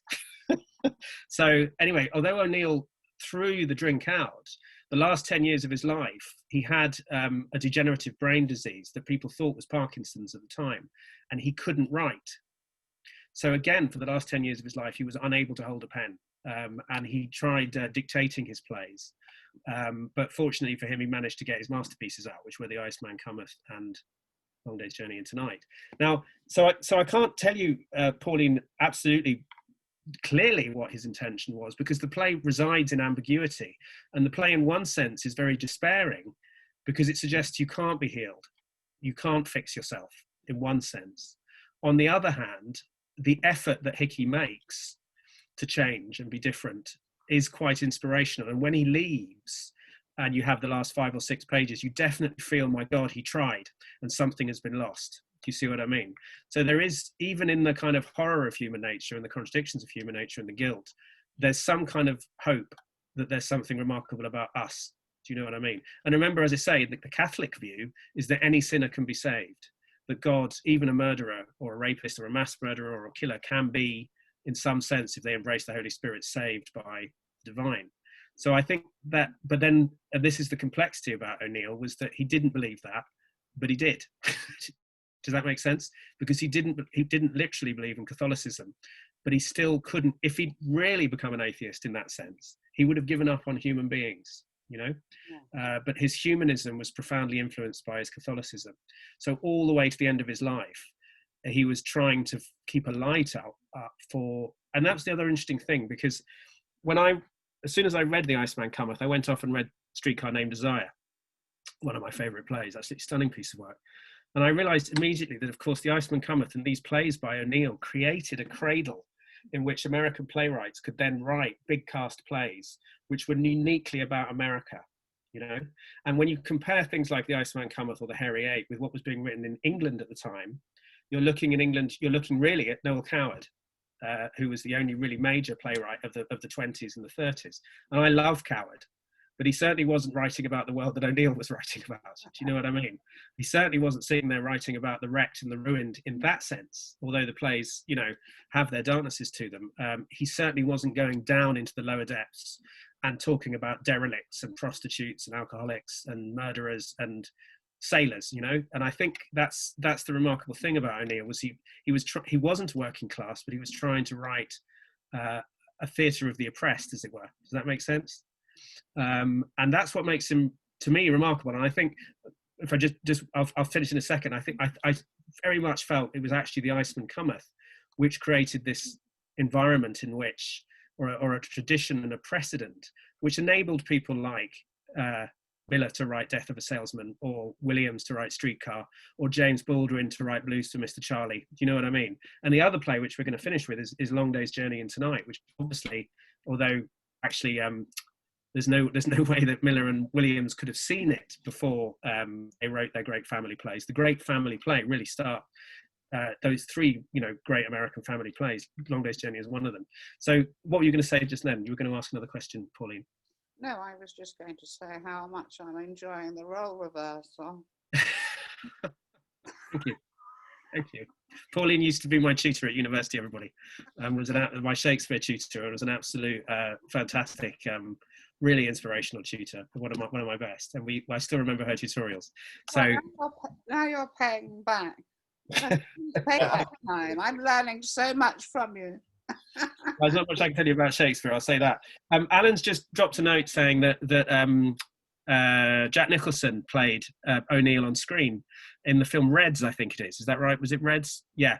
It was a period where O'Neill was in Paris, and John Reed, I think it was, who was the head of the Provincetown Players and was a radical, I think he was certainly a radical. O'Neill fell under his kind of a spell, and that's where these working class plays like the Hairy Ape, etc., came from. And I think the other thing I would say is really interesting, because when we in our modern era, we often look at playwrights or great people of the past and say, well, they said this awful thing, racist thing when they were 12, therefore we can't do their work, or you know. But with O'Neill, his life was pretty nasty. Do you know what I mean? If you want to judge a writer, O'Neill would be definitely in, you know, down there with Dante in the first book of the Inferno. But he put his best self into his plays. Yeah. And I think this is quite an interesting thing. I think all great writers put their best self into their work. Yeah. Yeats was awful, you know, behaved abominably. Eliot was awful. Ibsen was awful. Strindberg was pretty nasty. Yeah. But in their work, they wrestled with that darkness and they created something that helps us through our darkness. Does that make sense? Yeah. And I think that's quite an important thing, because we're, you know, human nature is in one sense a mess, you know, and we want to be heroic and wonderful and pure, and we're not, but we try. And it's out of that the great drama kind of comes. And I think that the really important thing that's why with my company, we tend to be very drawn to dark plays. People don't think of me as a dark person, but I certainly have my dark moments. But the plays I choose tend to be quite dark, but out of them, the characters are trying to lift themselves. It's like a good comparison is Dostoevsky to O'Neill. Do you know what I mean? And I think, and also O'Neill, you know, he was very self-punishing. He hated going to see productions of his plays. Like Strindberg, he just couldn't bear it, and he thought every production of his plays was shit. So it was pretty tough if you were a director, because you weren't going to go and say, well done, that was great. You ended up endlessly being told it's awful. Can I just pick up one thing about self-punishment? Yes, Chris. There was one line I vaguely remember from earlier, and I think someone will need to remember what the line was. It's about one of the characters saying that he's not prepared to, you know, I think, not prepared to accept forgiveness until he's been punished some more. Yes. So whose line was that? Was that Alan's line? Yeah. Do you have the line there, Alan? Yes. Bear with me, caller. Well, again, that's very Dostoevsky. In the Dostoevsky saw punishment as a way you were purged of your sin. And again, you're back in, and that's how he kind of reasoned it. Strindberg as well, that if you're a Christian, how do you reconcile the fact that life is full of suffering with the idea of a loving God? And you end up having to kind of accept that suffering and punishment is part of the journey. So, I'll just bring this later. The idea that for a main character, being forgiven for everything he's doing wrong isn't enough. Yeah. He wants to be punished from it. Yes. Yeah, exactly. I get the pleasure that as he's not being punished from it, that's what causes him to snap. Well, that's a really good insight, Chris, actually, and psychologically about what that's all about. Is that and that's to do with, again, with if you go back to it's very Christian, it's very Catholic, the fleeing of your guilt, and then eventually you have to face it.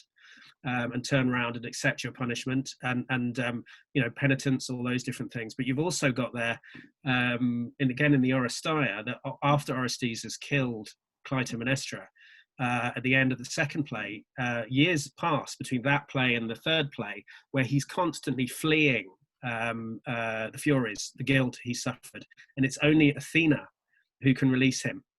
So again, these characters are on that quest for redemption. They can't run away. They've been running all their lives and they can't get away. And I think that that's the point in An Iceman Cometh. He uses the alcoholism of the characters as the ultimate place, their hiding place. That's where they hide. And for most of them, that's the best place for them to be, because they can't do anything else. And actually, the dream and the drink is what sustains them. And what Hickey does coming in is he stirs the pot, he disturbs it. And the play is very much about, are we redeemable, or are we just irredeemable? But there's something beautiful in that. And also, you can't save other people until you've saved yourself. There's no point turning up, having killed your wife, and then going, I'm going to give you all peace, if you haven't actually turned around and looked at that one. Do you know what I mean? But it is interesting because when you actually explore the psychology of murderers, they do create narratives whereby they haven't done the murder. It's not a crime. You know what I mean? And they have their strange moralities. I've quoted this before when we were talking about Macbeth. There's one of the confessions that Fred West made was when he strangled one of his children in the car. And I think it was one of his daughters. And he said, I strangled her when she was asleep. I couldn't have done it to her when she was awake. It would have been wrong. And it's like, well, no, actually just sort of killing her would have been wrong. But he had enough morality to go, I couldn't kill her when she's awake. Do you see what I mean? So that goes, unfortunately, Pauline just slipped off. But so I think that's the complexity of it. Is the other thing is, you never see Evelyn, you never meet Evelyn. She's off stage constantly. And actually, if there's one criticism of O'Neill, is that he didn't write terribly well for women. Although Mary is an amazing part, and Anna Christie's an amazing part. They're very masculine plays. It was really Tennessee Williams who placed women at the heart of American drama with the amazing creations like Blanche Dubois, Laura Wingfield, Amanda Wingfield. O'Neill was very much a masculine playwright, but which to me isn't necessarily a bad thing. It's just that's what he was. But as I say, he was trying in this play to create a massive landscape of America, a metaphorical landscape of America, and to ask the questions. Is what Hickey represents, which was a new energy in the world of a preacher come salesman, which was the American enterprise of, I could be something else, we can change things. Can that change things? That's the big question. And the other last thing I'd say about the Greek drama metaphor is, of course, if Hickey is the god who descends and appears, all the drinkers are the chorus. Which is a really lovely, I hadn't realized that until I read it just now. Larry is the protagonist. So if Hickey is the Dionysus figure, Larry is the Pentheus figure, the skeptic who doesn't believe him. Although in this one, the whole thing's reversed because it's Hickey who's taken away and Larry survives. But the chorus are all the other drunks and the prostitutes who become the kind of echo chamber for the whole, not the echo chamber, I don't know what the right word is, but the enhancement of the whole thing. So that's what I mean by, when I talked about Morning Becomes Electra being a kind of full frontal attempt to be ancient Greek, this one, he achieves a different way of doing it. And again, it's the ancient Greek thing of your past is chasing you. The things you did in the past are the things that come after you in the present, which again is a deeply, deeply Greek thing and fundamental, and again runs through all of his plays. So the Emperor Jones is running away from his past. The Emperor Jones is an escaped slave who becomes an emperor. So again, like Hickey, he's become someone else. And then in the Hairy Ape, Yank's problem is he can't become somebody else. He wants to. He's desperate to become somebody else, but fundamentally he can't escape who he is. So these are themes. Some of this is actually coming to me as we're talking. I'm finding these connections, that this theme of running and trying to change runs through all of his plays. Can you be free? In Morning Becomes Electra, the Electra character, who in the Oresteia only appears in the middle play, runs through all the things, and at the end of it, she's locked in the house, can't get out. So there's a in one sense they're more pessimistic than the ancient Greek work. So really interesting stuff. So we're about to move on to the thing about the forgiveness and punishment. It's developed in the kind of twists and turns of the relationship to Evelyn in the last thing we did. But then it's also seeded when Larry and Hickey are kind of triangulating their observations through Parrot. Yes. And he says, and Larry keeps on claiming how indifferent he is to Parrot, and Hickey goes, you know, I know this kid, even though I don't know him, and he's got a broken will and he's troubled.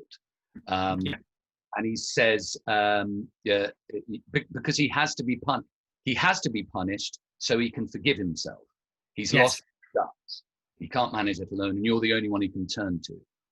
And then Larry says, mind your own business. And then Hickey goes, I do know a lot about him just the same. I've had hell inside me. I can spot it in others. Exactly. And you're back to the imagery which Michael gave us in Hairy Ape of there's heaven up there and earth. As I say, you never lose that framework. They talk about it in terms of their emotions, and that's very, very much, you know, what O'Neill is all about. And I think that's what makes O'Neill a great playwright. For all the supposed flaws in his plays, the huge enterprise is incredibly inspirational. The attempt to give America a tragic language and a tragic vision which is uniquely American.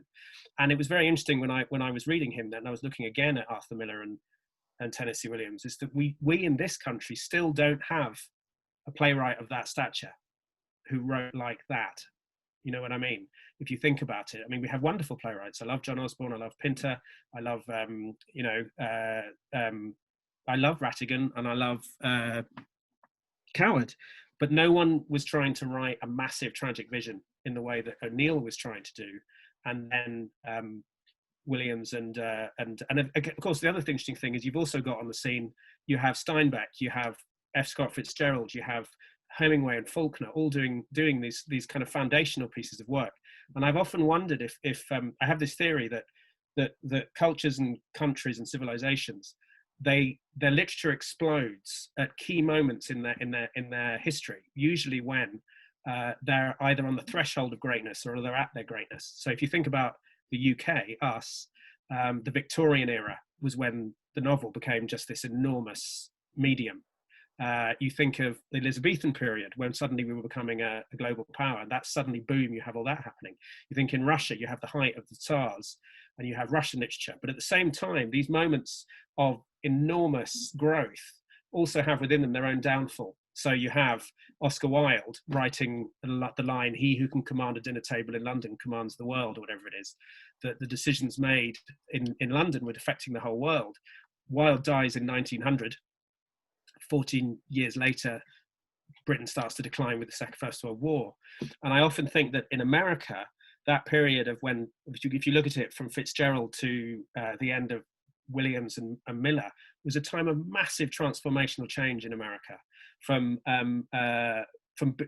becoming for the first time involved in global issues with Woodrow Wilson and the First World War, the economic boom, and then the Wall Street crash, and then the Second World War, where America became the foremost Western power. And you can see that these playwrights and novelists, you think of a play like The Grapes of Wrath or East of Eden, where Steinbeck is taking the book of Genesis as a metaphor for the pioneering, the foundation of America.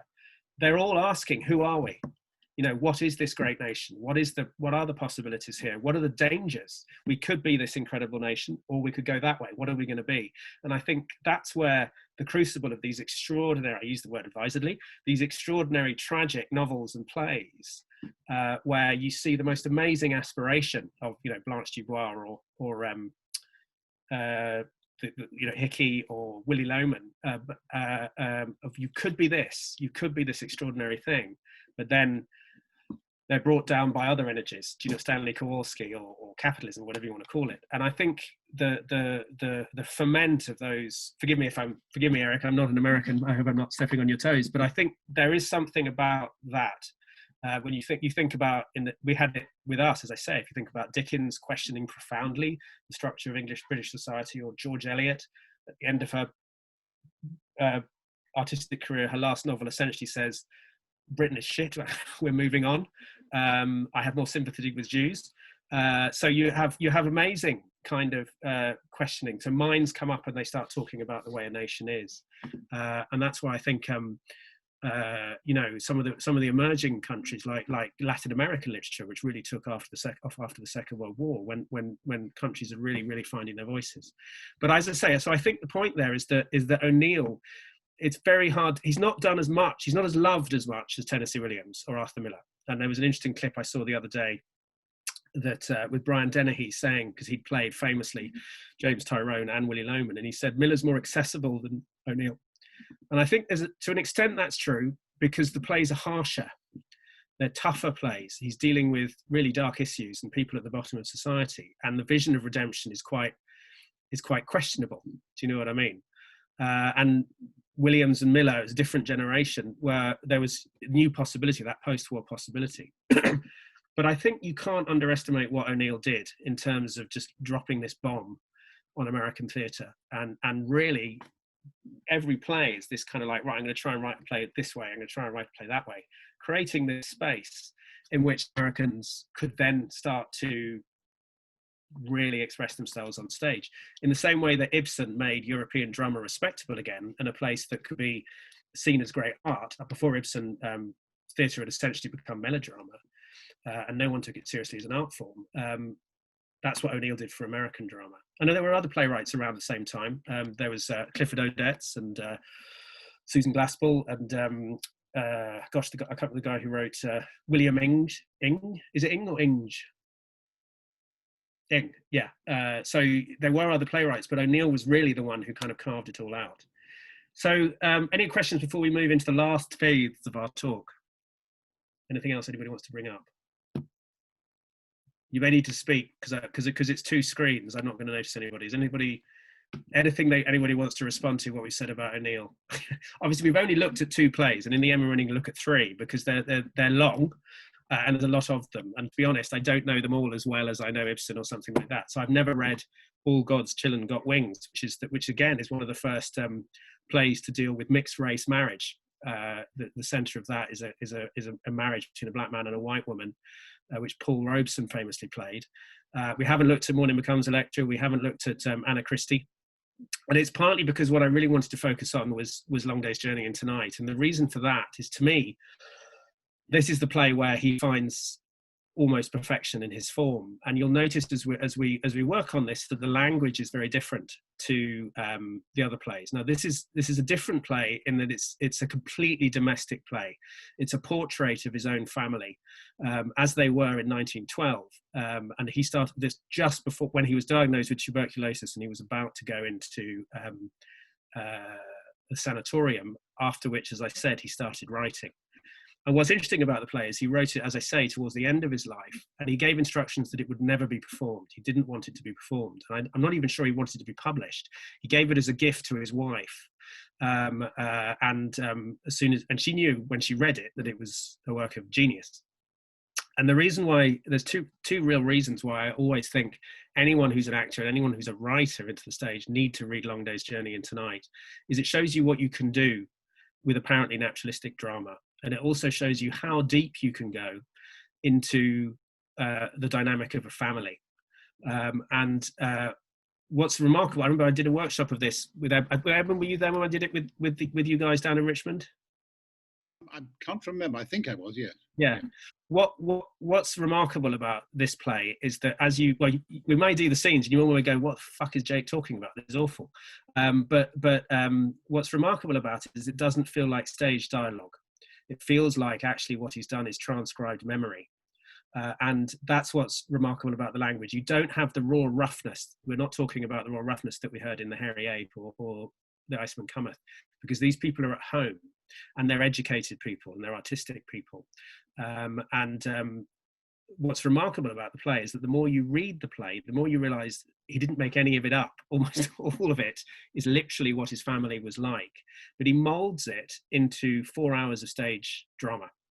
And the reason why it's kind of perfect in what he was trying to do with the Greek drama thing is that he does it seamlessly. He follows the Greek the unities. It's all set in one place. It's in the front room, the drawing room of the house. It all takes place over 24 hours. It starts with them coming out of breakfast and it ends at 3 o'clock in the morning or something like that. So as with the Greek tragedy, you follow it. I remember when I did Antigone starts with the sun rising and it ends with the moon going down. So you're following this pure 24-hour arc. The unity of action isn't very interesting because no one gets killed, so no one goes on. But he absolutely fits the whole thing into the purity of the Greek unities. It's rather like when Shakespeare ends with The Tempest, where he somehow manages, having completely ignored the Greek unities throughout his life, right at the end of his life, he goes, "Do you know what? I'm going to have a go at this," and he gets it absolutely right. And also, like The Tempest, while the characters move forward into their night, you find everything about them in their past. So as they go forward, you're learning about them, and actually they're learning about each other, but you're also digging deep into their past. So the scenario, the only thing that, as far as I remember, that is different in the play from his real life is he's changed the names of the characters. So Ella, who was his mother, he calls her Mary, which was her first name. She was known as Ella, but her first name was her first name. Her father was still called James. The brother is still called Jamie. But what he's done is switched around the other two sons. So rather than him being called Eugene, he gives the middle child who died of the disease that name. And he takes his character, he takes the name Edmund. And those are essentially the four characters. The only extra character is Catherine the maid, who's an Irish maid who lives with them. So the key about the play is that the thing that's messing them all up is the fact that the mother has this addiction to morphine. And for years, it's gone on 10, 15 years, they've been trying to get her cured. She's been trying to cure. And they've tried many, many times, and she's failed many, many times. But when the play begins, she's managed to stay off morphine for, I think, 2 months. And so for the first time, there's the possibility that the cloud is going to clear and they're going to be a family again. And they've all gathered again, as they did in summer, in the house, and they're all hoping at the beginning of the play that it's going to be okay. And the brilliance of the play, to me, is the play becomes about everybody's family. And the first scene we're going to look at is just the opening scene where you see them all together. And the beauty of what O'Neill does is he seems to show you an absolutely normal family, and you don't yet know what's going on underneath. Guys, will you take away the scene? I've been teasing your father about his snoring. I'll leave it to the boys, James. They must have heard you. No, not you, Jamie. I could hear you down the hall almost as bad as your father. You're like him. As soon as your head touches the pillow, you're off like 10 foghorns couldn't wake you. Why are you staring, Jamie? Is my hair coming down? Oh, it's hard for me to do it up properly now. My eyes are getting so bad and I can never find my glasses. Your hair's all right, Mama. I was only thinking how well you look. Just what I've been telling her, Jamie. She's so fat and sassy, it'll soon be no holding her. Yeah, she certainly looked grand, Mama. I'll back you up about Papa's snoring. Gosh, what a racket. I heard him too. The more I know his trumpet. It takes my snoring to make you remember Shakespeare instead of the dope sheep on the ponies. I hope I'll keep on it. Now, James, you mustn't be so touchy. Yes, for Pete's sake, Papa. The first thing after breakfast. Give it a rest, can't you?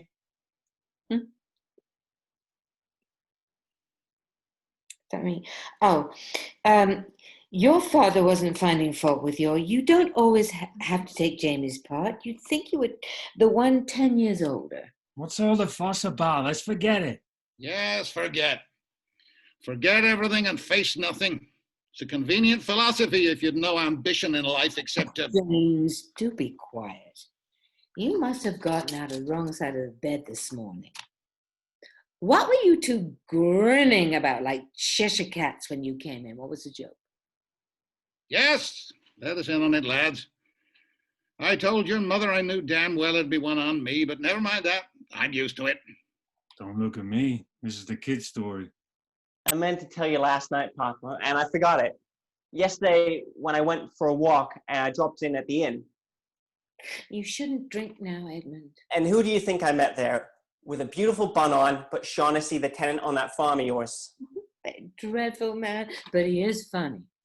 He's not so funny when you're his landlord.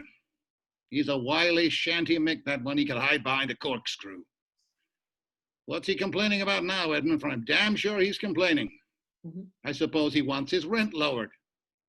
I let him have the place for almost nothing just to keep someone on it, and he never pays that till I threaten to evict him. No, we didn't have a beef about anything. He was so pleased with life that he even bought a drink, and that's practically unheard of. He was delighted because he had a fight with your friend Hawker, the Standard Oil millionaire, and won a glorious victory. Oh, Lord, James, you really have to do something. Bad luck to Shaughnessy anyway. I bet the next time you see Harker at the club and give him the old respectful bow, he won't see you. Yes, Hawker will think you're no gentleman for harboring a tenant who isn't humble in the presence of a king of America. Never mind the socialist gabble. I don't care to listen. Oh, go on with your story, Edmund. Well, you remember, Papa, the ice pond on Hawker's estate is right next to the farm. And you remember Shaughnessy keeps pigs. Well, it seems there's a break in the fence, and the pigs have been bathing in the millionaire's ice pond. And Hawker's foreman told him he was sure Shaughnessy had broken the fence on purpose and give his pigs to a free wallow. Sorry, I don't have any more. That's where my script ends, at the end of the previous speech. Me too. Go on with your story. Oh, yeah. That is the end. You're muted, Jake. You're muted. We can't hear you. You're still muted. Still muted, Jake. Oh, right. Got it. Yeah. Can you hear me? Yeah. Okay, I was sorry, it's Clem Fandango. Can you hear me? So obviously nobody understood what I was referring to there. Never mind. So anyway, beautifully read. That's the first time I've ever heard that delivered. But you can see the difference in the writing. Can you see the kind of jumpiness, the lightness, the kind of the naturalness of the language? And also, it's like any family, and you can see all four of the characters very, very, very finely drawn. The tensions between them. The interesting thing at the beginning, where Jamie is, where Mary is checking her hair and says, "Jamie, why are you looking at me like that?" As the play progresses, you realise that they're all, because they've been dealing with her addiction for such a long time, they're watching for any sign that it's coming back. So anything she does that indicates that she's slipping back into the addiction, they will spot, because they've been through this for such a long time, and they're very afraid that it will go back. And their effort for the three men is to try and create a situation for Mary where she can be relaxed, where she can feel happy, where she doesn't feel she's under any kind of scrutiny. So it's all dropped in there, but you don't at this point get it. And I think that the two big turning points in the play, and the key thing that O'Neill has decided on this particular play, is that it's the moment they're waiting to hear what is wrong with Edmund. They know he's sick, and they're waiting to hear the news about what his diagnosis is. And by the end of the play, I think it's the end of the second act or beginning of the third, you learn that he has got tuberculosis, and that it's almost certain that he will die. Now, obviously, O'Neill didn't die, and he carried on. But you don't know that from the play, and it's perfectly possible to go and see the play and not know it's anything to do with O'Neill, unless you've read the programme. So the power in the play is that gradually, as the play moves on, as well as dealing with the issues of the mother, they all have to deal with the shock that Edmund is probably going to die. And this is something also that they try and protect Mary from. They're very worried. They're all aware of it. And again, this connects also to the pipe dream issue, is that one of the powerful things about the play is that they're all hiding from the truth, because families do. They inevitably, they're trying to find ways of getting through these crises. They can't separate from, again, it's a very Catholic family. Divorce is not an option. The father would never divorce the mother, nor would the mother divorce him. And the other thing that's really beautiful about it is it's very clear in the play that the mother and the father love each other very much. But, and so do the children, that in fact, the bond at the heart of the play is this really strong love and affection. But the tension between that is in the fury and anger and the hatred they also have for each other.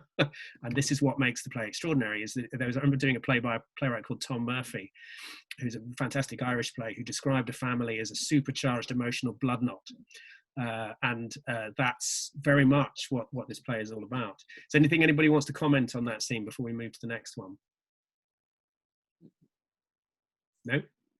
But do people see what I mean about the difference in the writing between this and the other two? It's a very different kind of play. So as the play progresses, the genius of the play is you don't see the whole family together that much in it. Most of the time when you do see them all together, they're obviously usually all hiding what's really going on. And as the play unfolds, what O'Neill does is gradually separate the families into twos, and sometimes even just ones or threes, where characters then start to talk in a deeper and more intimate way. And you start to learn all the different tensions and hierarchies in the family. And he writes, for instance, one thing you might have picked up on there is that there's a constant jousting at the father, because the father is the patriarch. He is the and as he's growing older, he's losing his power, as it were. So the children spike at him a little bit more. Now, Jamie is the oldest son, and as the whole thing moves on, you discover that Jamie was the great right hope of the family, but the pressure that he was forced to go on stage and all these different things. And he's now, the worry they all have about him is that he's too heavy a drinker and he can't actually achieve anything. He spends a lot of time in brothels, and they know he does that. But he can't make any success of himself outside the family. When he was a child, he was seen as a great white hope, brilliantly intelligent and charming. But something wrecked him, and he's never been able to get his life back together. And he always comes home and earns his board working on the estate. And what you discover as the thing goes on is the thing that destroyed him is that he discovered about his mother's addiction 10 years before Edmund did, and actually found her injecting the morphine, and that's what's actually broken him, as well as the pressure that he feels from his father. So in this scene, Edmund, and the thing about the father is the father, as you find out about him, is he's a self-made man. He lifted himself up from nothing. He's very, very strong-willed. His Catholic faith is very, very strong. He will not give in to despair. And he doesn't understand why his oldest son can't do the same thing. So in this scene, which is the first scene where they're together on their own, and obviously, again, Jamie is the eldest. So what Tyrone wants to do is be able to lean on him. So Jamie will, and Jamie at the same time also wants his father to accept him, but that isn't what's going to happen. So can we have this scene, please, gentlemen? Let's forget me. I'm not interested in the subject, and neither are you. What started us on this? Oh, Doc Hardy. When is he going to call you up about Edmund? We're on lunchtime. I couldn't have sent Edmund to a better doctor. Hardy treated him whenever he was sick up here since he was knee-high. He knows his constitution as no other doctor could. It's not a question of my being miserly, as you'd like to make out. What could the finest specialist in America do for Edmund after he's deliberately ruined his health by the mad life he's led ever since he was fired from college? Even before that, when he was in prep school, he began dissipating and playing the Broadway sport to imitate you, when he's never had your constitution to stand it. You're a healthy hulk like me, or you were at his age, but he's always been a bundle of nerves like his mother. I warned him for years his body couldn't stand it, but he wouldn't heed me, and now it's too late. What do you mean, too late? You talk as if you thought... Don't be a damn fool.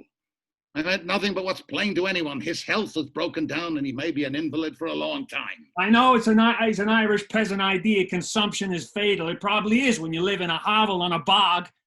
But over here, with modern treatment... Don't I know that? What are you gabbing about anyway? Keep your dirty tongue off Ireland with your ears up. Peasants and bawds and hovels. The less you say about Edmund's sickness, the better for your conscience. You're more responsible than anyone. That's a lie. I won't stand for that, Papa. It's the truth. You've been the worst influence for him. He grew up admiring you as a hero. Fine example you set him. If you ever gave him advice except in the ways of rottenness, I've never heard of it.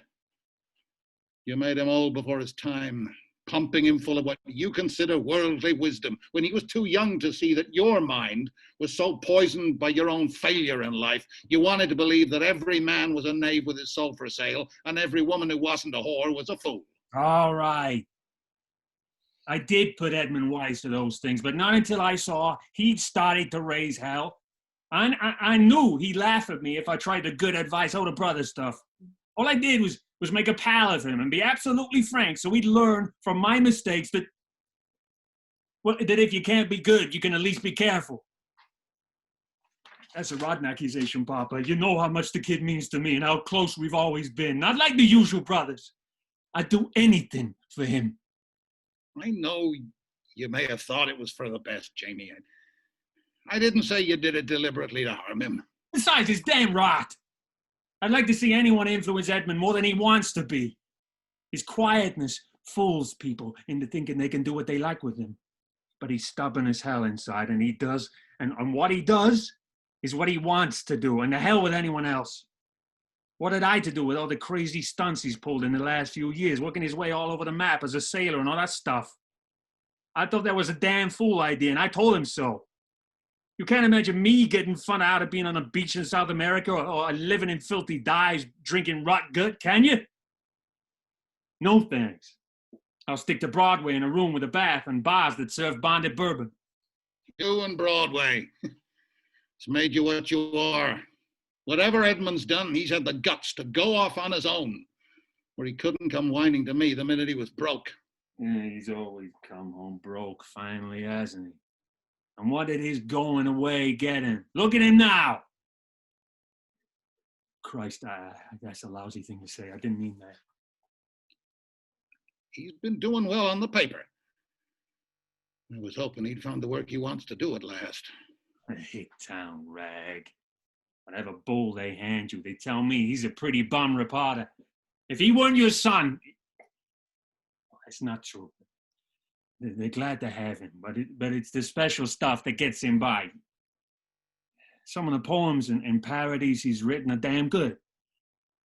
Not that they'd ever get him anywhere on the big time, but he certainly made a damn good start. Yeah, he's made a start. You used to talk about wanting to become a newspaper man, but you were never willing to start at the bottom. You expected... Oh, for Christ's sake, Papa, can't you lay off me? It's damnable luck Edmund should be sick right now. Couldn't have come at a worse time for him. Or for your mother. It's damnable she should have this to upset her just when she needs peace and freedom from worry. She's been so well in the 2 months since she came home. Been heaven to me. This home has been a home again. But I needn't tell you, Jamie. I felt the same way, Papa.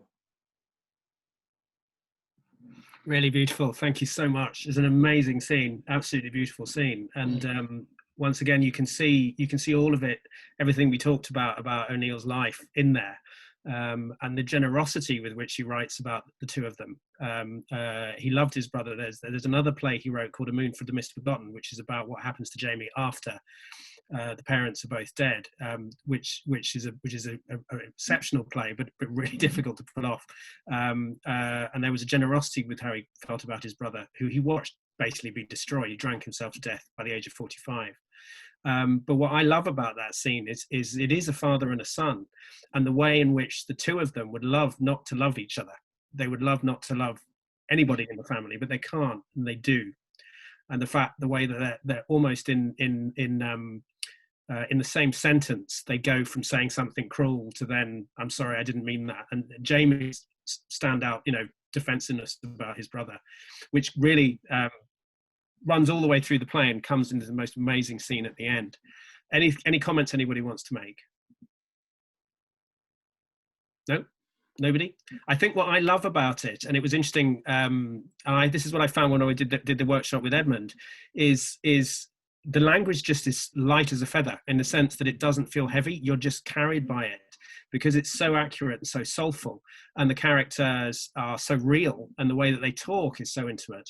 I think in a really truly wonderful production, you just would not, this is a 4 hour long play, it's not a short play, but I don't think you would feel time passing.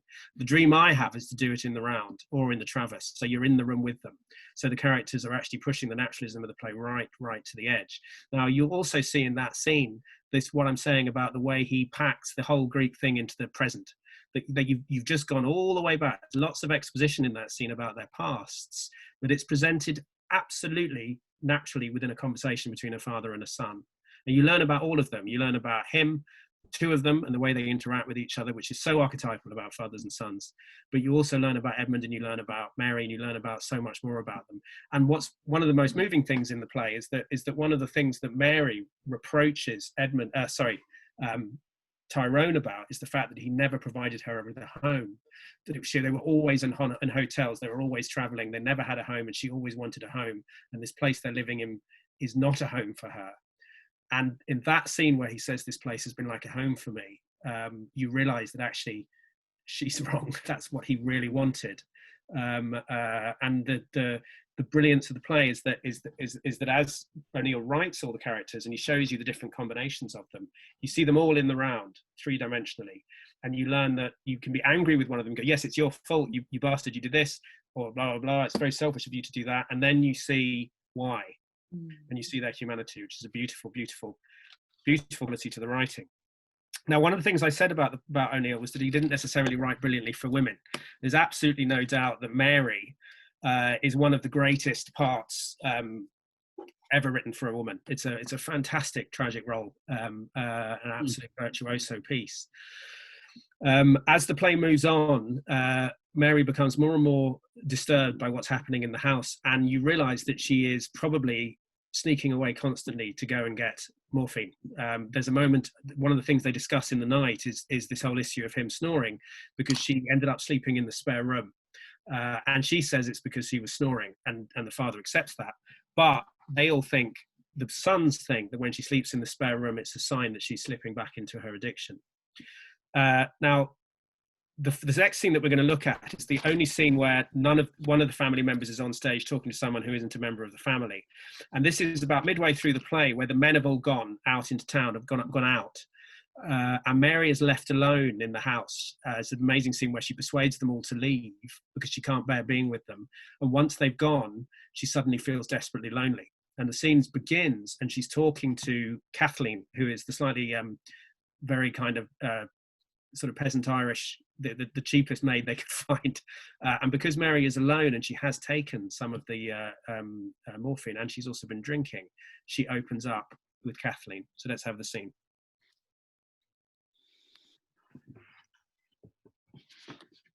There was only one thing I didn't like. No, what was that, Kathleen? The way the man in the drugstore acted when I took in a prescription for you. The impudence of him. What are you talking about? What drugstore? What prescription? Oh, of course. I'd forgotten the medicine for the rheumatism in my hands. Well, what did the man say? Oh, not that it matters, as long as he filled the prescription. It mattered to me then. I'm not used to being treated like a thief. He gave me a long look and says insultingly, "Where did you get hold of this?" And I says, "It's none of your damned business. But if you must know, it's for the lady I work for, Mrs. Tyrone, who's sitting outside in the automobile." That shut him up quick. He gave me a look. He gave a look out at you and said, "Oh," and went to get the medicine. Yes. Well, he knows me. It's a special kind of medicine. I have to take it because there is no other that can stop the pain. All the pain. I mean, in my hands. Oh, poor hands. You'd never believe it, but they were once my good points, along with my hair and eyes, and I had a fine figure too. They were musicians' hands. I love to play the piano.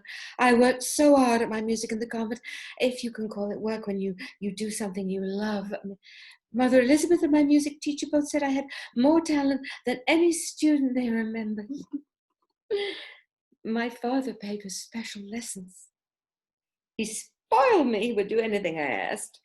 He would have sent me to Europe to study after I graduated from the convent. I might have gone if I hadn't fallen in love with Mr. Tyrone.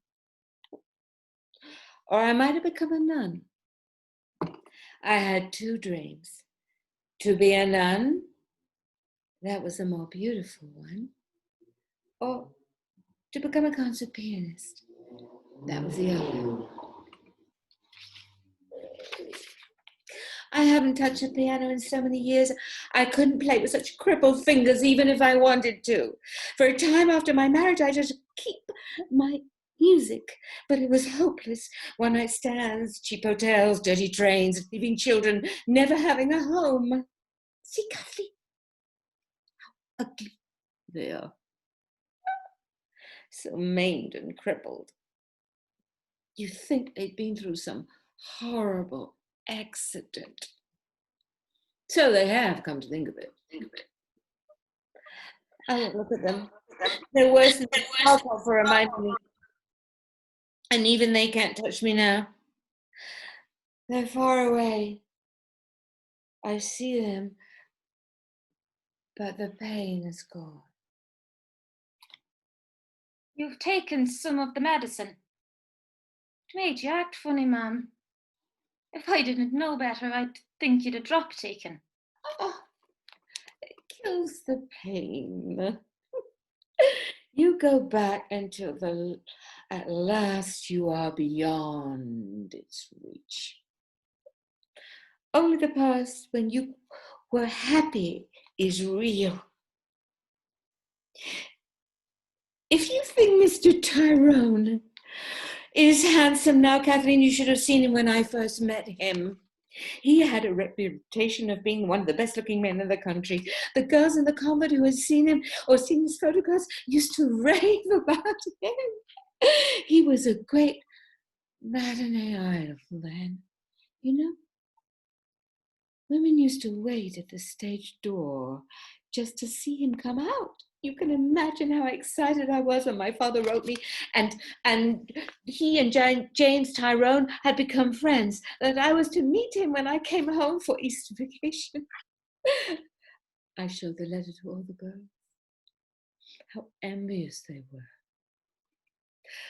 My father took me to see him act first. It was a play about the French Revolution, and the leading part was a nobleman. I couldn't take my eyes off him. I wept when he was thrown into prison, and then was so mad at myself because I was afraid my eyes and nose would be red. My father had said we would go backstage to his dressing room right after the play, so we did. I was so bashful, and all I could do was stammer and blush like a little fool. But he didn't seem to think I was a fool. I know he liked me from the first moment we were introduced. I guess my eyes and nose couldn't have been red after all. I was really very pretty then, Kathleen. And he was handsomer than my wildest dreams. In his makeup and his nobleman's costume that was so becoming to him, he was different from all ordinary men, like someone from another world. At the same time, he was simple and kind and unassuming, not a bit stuck up or vain.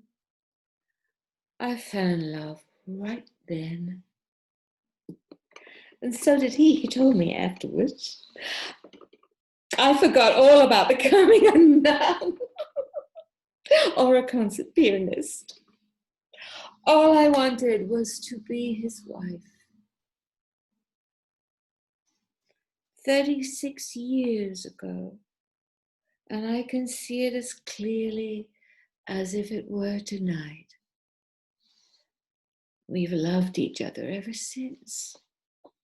And in all those 36 years, there has never been a breath of scandal about him. I mean with any other woman. Never since he met me.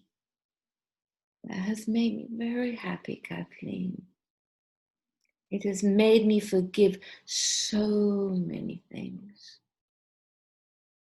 Wonderful. Thank you very much. Beautiful, beautiful stuff. Anybody want to make any comments there? Anyone? No. Okay, great. Sorry, I was going to say you definitely get the sense of a bit of a preview to Blanche, and Yes. later on you really get that sense, almost, you know, of it. But also, I mean, obviously, because he probably wouldn't have known about this play when he wrote that, but there's clearly something in the zeitgeist about this archetype in a way. Yes. Absolutely, and I think it's an interesting thing. I was thinking when you think of, we talked about in the Iceman Cometh, where Evelyn is off stage, and yet Evelyn, in some sense, is Hickey's soul. She's his better self. With this one, of all the women that he wrote, Mary is the character who has the greatest depth and profundity and the kind of beautiful song in her own soul. Even though the tragedy with her is that because she can't control her addiction, she's effectively destroying the rest of the family. She's taking them with her, which is heartbreaking. And the genius of the play is that he doesn't judge any of the characters. He actually sees them in the round in that sense. And I absolutely agree with you, Dan, that there's the kind of song of Blanche, the regret, the damaged past, all that kind of stuff. The other thing that I find so beautiful about that thing is he's captured the fact that the one side of, well, the same thing with Hickey, who hides from himself the truth of what he is. Mary is invested in hiding the truth about her addiction. So when Kathleen says, when we picked up your prescription, and she says, what prescription, what are you talking about? Oh, the medicine for my rheumatism. It's not for her rheumatism, even though she's got it. And she's persuaded Kathleen to go and get it for her. And that's why the doctor goes, oh, what do you, right, it's for her. And this is the heartbreak, is that the only way, as she says, the only way she can be happy is to go all the way back into her past, and she doesn't feel the pain. And the sympathy with which which you think about the fact that this was his mother, the understanding and the generosity he shows is massive, and the helplessness of it all. And this is undoubtedly, again, the language of it. When you think about, in the last thing, the only line we had from a woman was the line from the prostitute Cora. With this, it's an aria. You know, he gives Mary the most wonderful arias in that respect. So the next scene we're going to look at is the scene between Tyrone and her. The other thing that really struck me really powerfully with both those scenes is they both end with Tyrone and Mary expressing the love that they feel for each other, which, oddly enough, they don't necessarily say when they're in person with each other. Now, in this scene, things are slipping away. They're all aware that she's taking the morphine again. And this is desperate for Tyrone, because he really hoped, you know, having to live with this has been terrible for him. And in this scene, they're alone, the husband and the wife, and they discuss the other characters. Off you go, please. Okay. I'm so sorry if I sounded bitter, Jane. I'm not. It's all so far away, but I did feel a little hurt when you wished you hadn't come home. I was so relieved and happy when you came and grateful to you. It's very dreary and sad to be here alone in the fog with the night falling. I'm glad I came, Mary, when you act like your real self. I was so lonesome, I kept Kathleen with me just to have someone to talk to. Do you know what I was telling her, dear? About the night my father took me to your dressing room and I first fell in love with you. Do you remember? Can you think I'd ever forget, Mary?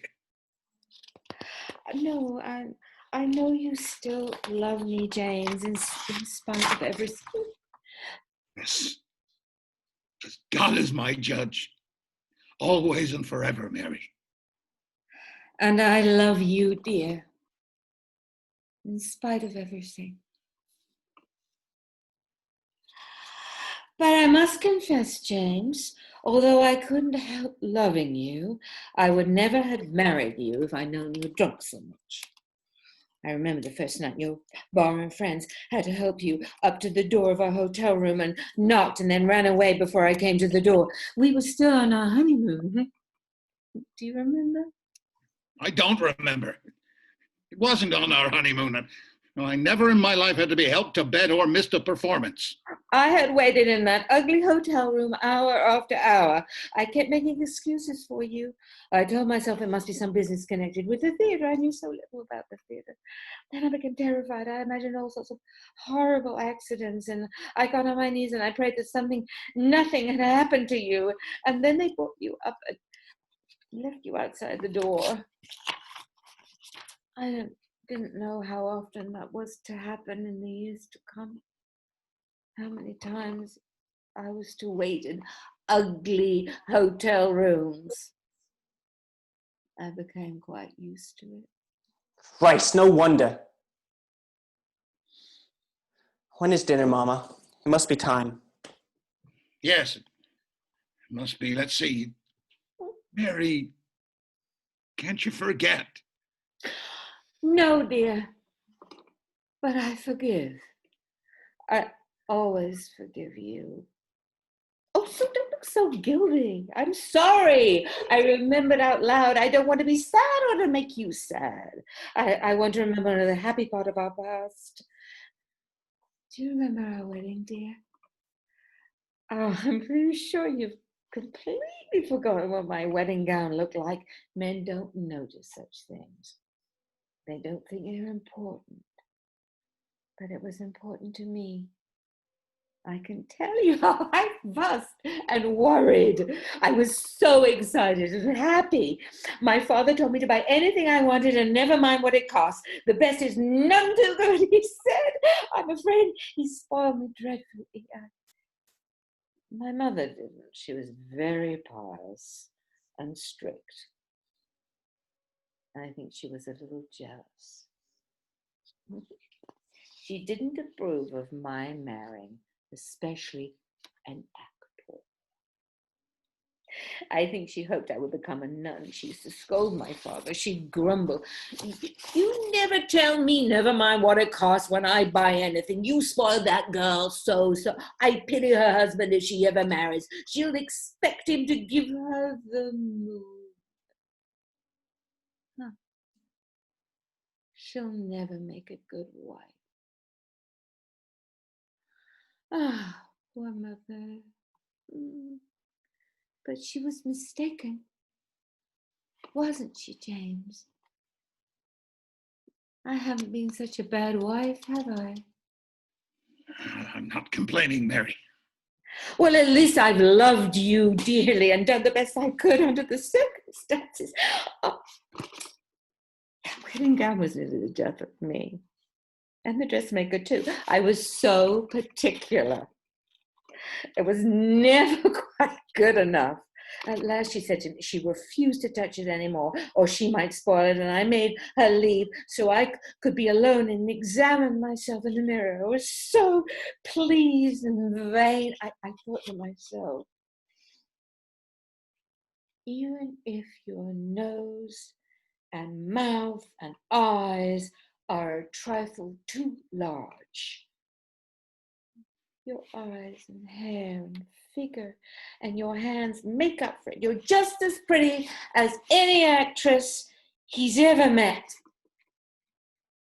And you don't even have to use paint.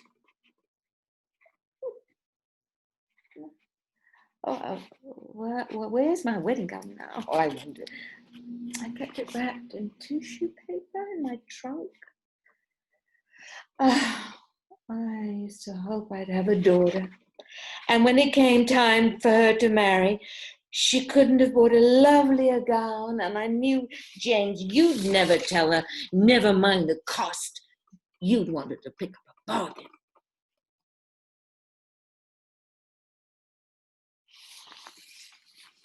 Beautiful. Okay, good. So again, I think one of the beautiful things about that scene is the father is devastated by these accusations, and one of the things that you find in the play is that the father feels terrible guilt about his responsibility for everything, but he also finds it very, very hard to accept that guilt when any of them blame him.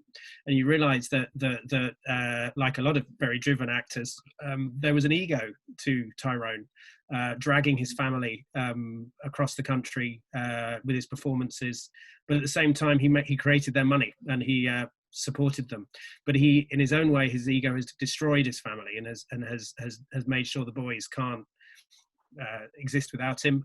And the other thing that's heartbreaking, I think, about the scene is that it's actually it's the fact that she's under the influence of the morphine, that these things are coming out, and there's a kind of sacredness to her in the play, is that none of them feel they can be really nasty to her. They can't, even though they get angry with her at certain points. They know that there's no point in getting angry with her because it doesn't help. It's not going to change the situation.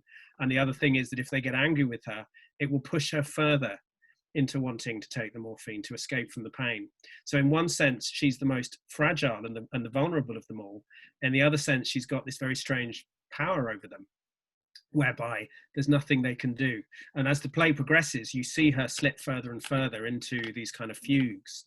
And you realize the pain that she feels, the deep pain that she feels about what she's gone on with, the shock of that story of finding him drunk, which is a world that she knew nothing about when she was a young convent girl from a well-off American family. And yet, at the same time, in the middle of it all, is that those very moving professions of love, where he says, I will always love you forever and forever. And she says, and I love you in spite of. There's always these moments where they say, I love you, but I'm also going to absolutely rip you apart with some deep resentments that have been going for 20 years, but I still love you. So that's very much something that I think does happen in marriages now, because it's inevitable for families and marriages for there not to be things that both husband and wife had to sacrifice, things that have gone wrong that they weren't happy with. But the thing about family is you pick yourself up and you carry on. And it's impossible for families not to carry these baggages. But the beauty, once again, not only is the writing quite wonderful, the language is deeply naturalistic, but very poetic. But you know that he heard all these things. To me, it is like a transcription.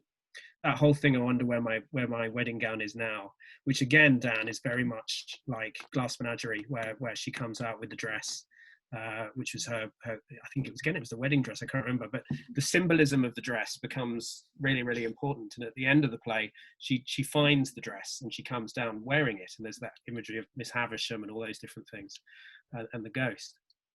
Up until pretty much the fourth act, the play very much is focused on Mary, and Mary it's an extraordinary part, and it's very much Mary's play. And then O'Neill does this extraordinary thing in the fourth act, which is to take her out of it almost completely and only focus on the men.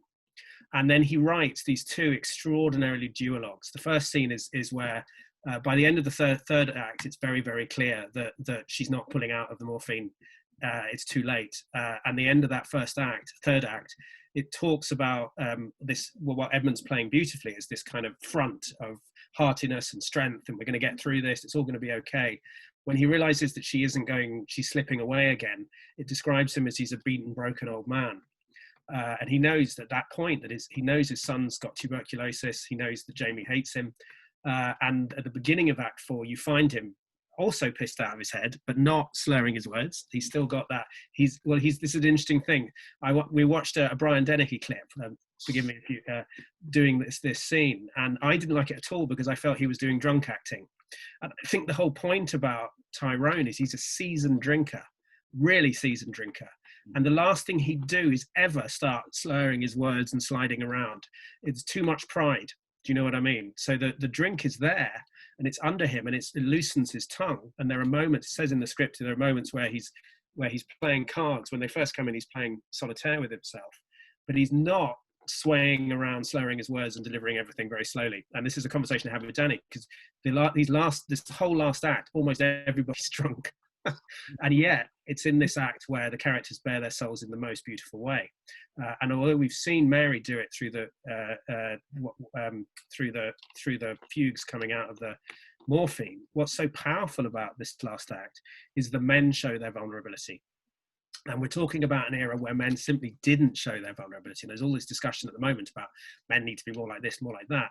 The power of this scene, these next two scenes, is that the men are left alone, and somehow they show this vulnerability. And I was thinking about this the other day, is that when O'Neill was writing, there was no one you could go to. The idea was life was shit, but you found a way through. You didn't complain. You didn't go to the government. You didn't go to authorities and say, I'm sorry, but this person's been nasty to me. Can you do something about this? In the same way, you coped. You found a way through, particularly if you were male. Mary has got room and space to be able to talk about her pain because she's a woman and she's their mother and they care about her and she's allowed to do that. The men don't, and that's the thing, is that the father has buried his pain for years. So the scene at the beginning of this last act, we see the father playing cards on his own, and Edmund comes back, having been out drinking down in a brothel with, no, he doesn't go to the brothel, he goes out drinking with Jamie, and then Jamie goes on to a brothel. And Edmund comes back and finds his father playing cards. And one of the big things in the play is that the father is a miser, that he's absolutely compulsively obsessed with saving money. So he doesn't like lights being on, he doesn't like people drinking too much whiskey, all of this kind of stuff. So Edmund comes back and he finds his father playing cards, and they sit together. And in the course of the card game that they play with each other, the father opens up about his past. And one of the notes I gave Edmund is that one of the things that makes it possible, they're both drinking at this point, for the father to do this, is that they're playing cards. They're not looking at each other. So there's this ability to tell the story because they're not making eye contact. And this is the scene where Edmund, it's because you're called Edmund. This is the scene where Tyrone Senior reveals his past.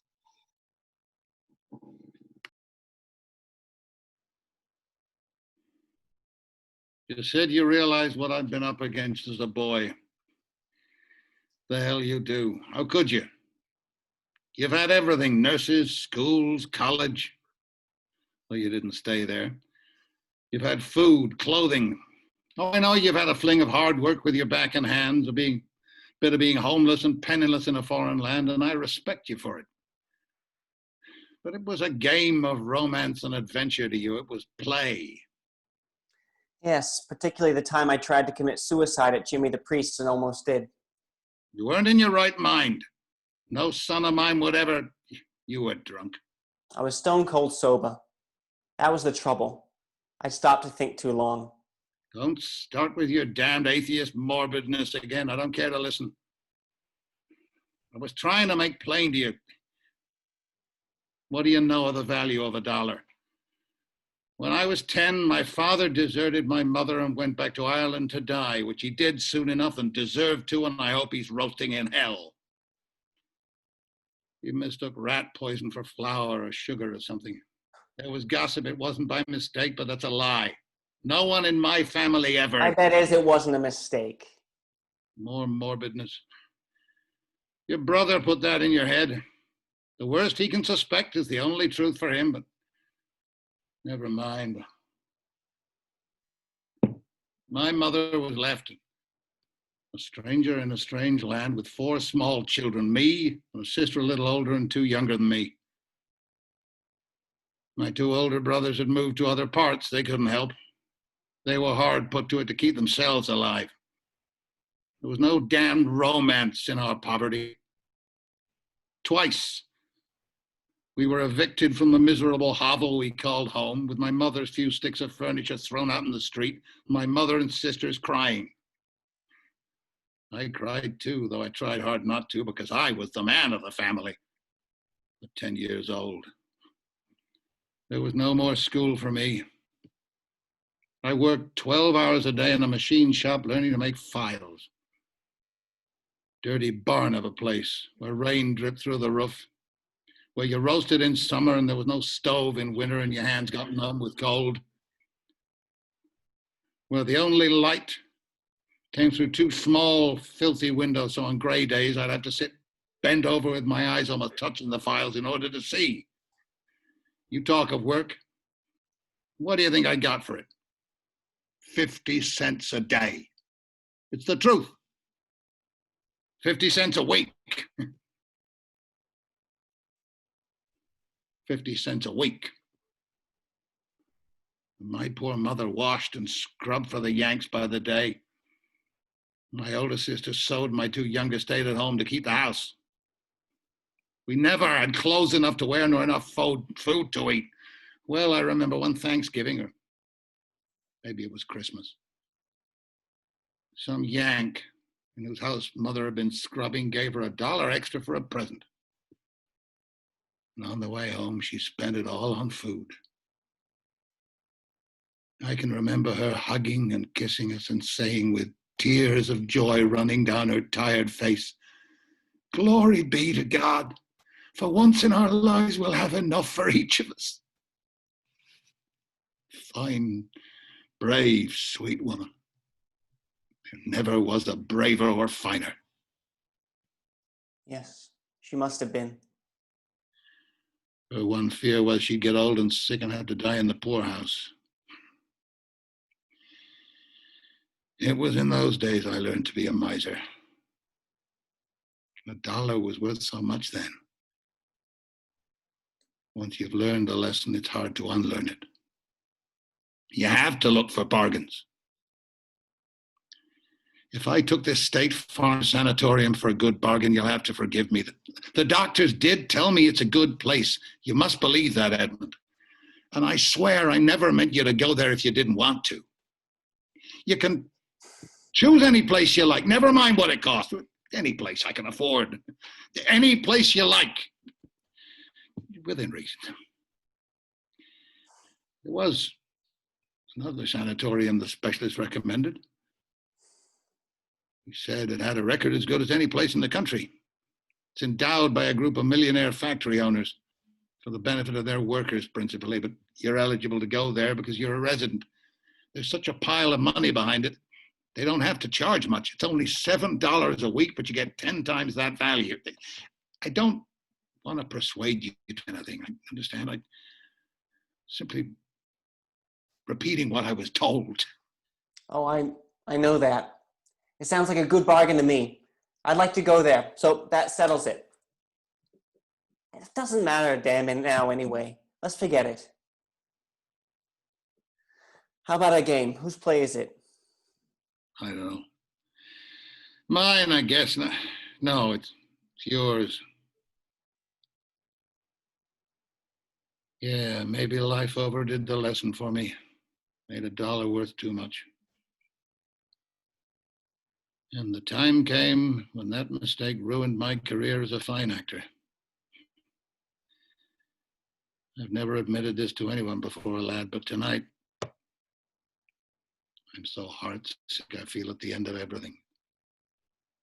What's the use of fake pride and pretense? That goddamn play I bought for a song and made such a great success in, a great money success. It ruined me with its promise of an easy fortune. I didn't want to do anything else. And by the time I woke up to the fact I'd become a slave to the damn thing, did try other plays, it was too late. They'd identified me with that one part and didn't want me in anything else. They were right, too. I'd lost the great talent I once had through years of easy repetition. Never learning a new part, never really working hard. $35,000 to $40,000 net profit a season, like snapping your fingers. It's too great a temptation. Yet before I bought the damn thing, I was considered one of the 3 or 4 young actors with the greatest artistic promise in America. I'd worked like hell.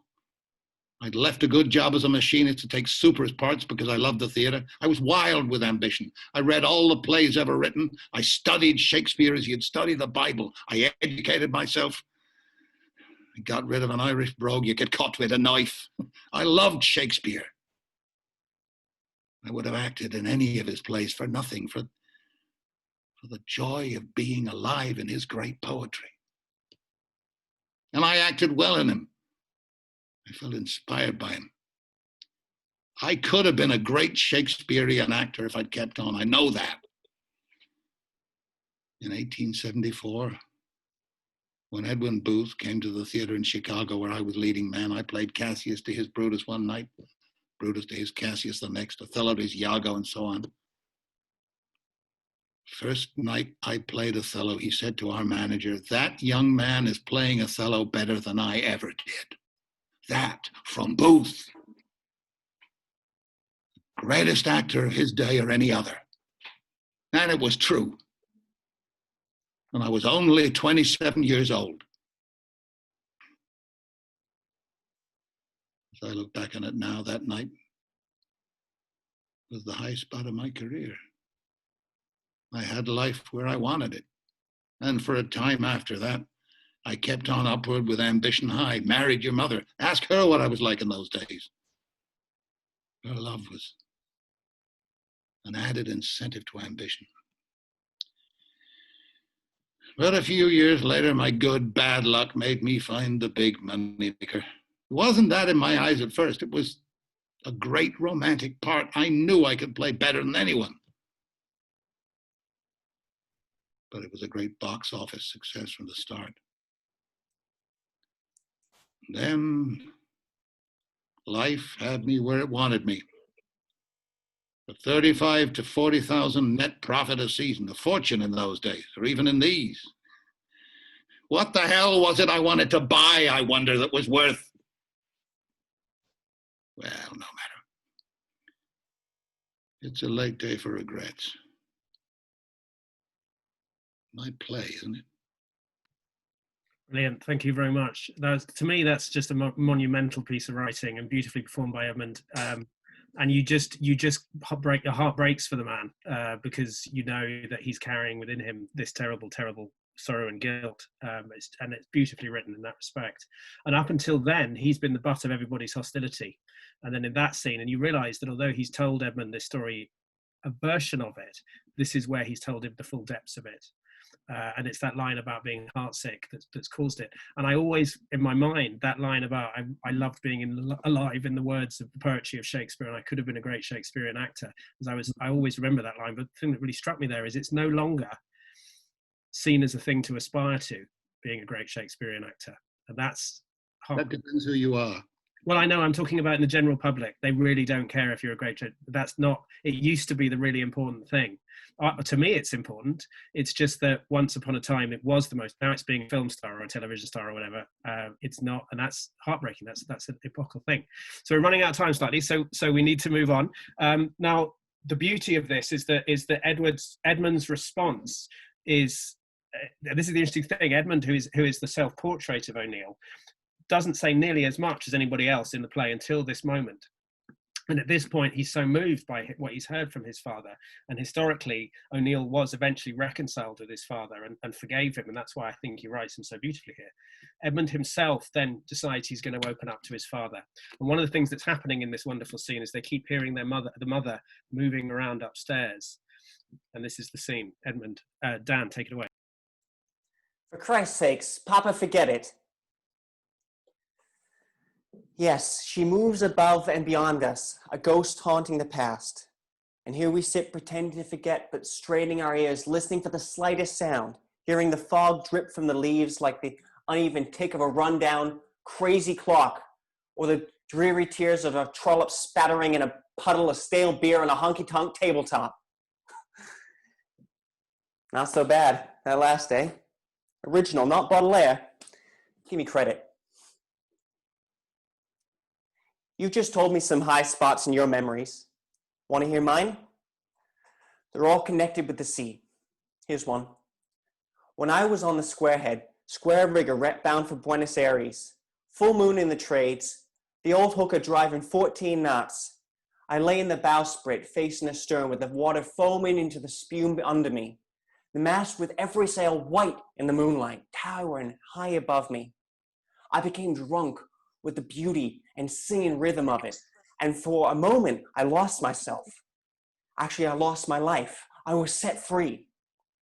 I dissolved in the sea, became white sails and high spray, became beauty and rhythm, became moonlight and the ship and the high dim starred sky. I belonged without past or future, within peace and unity and a wild joy, within something greater than my own life, or the life of man, to life itself, to God, if you want to put it that way. Then another time, on the American line, when I was lookout on the crow's nest and dawn watch, a calm sea that time, only a lazy groundswell and a slow, drowsy roll of the ship, the passengers asleep, and none of the crew in sight, no sound of a man, black smoke pouring from the funnels behind me and beneath me, dreaming, not keeping lookout, feeling alone and above and apart, watching the dawn creep like a painted dream over the sky and sea which slept together.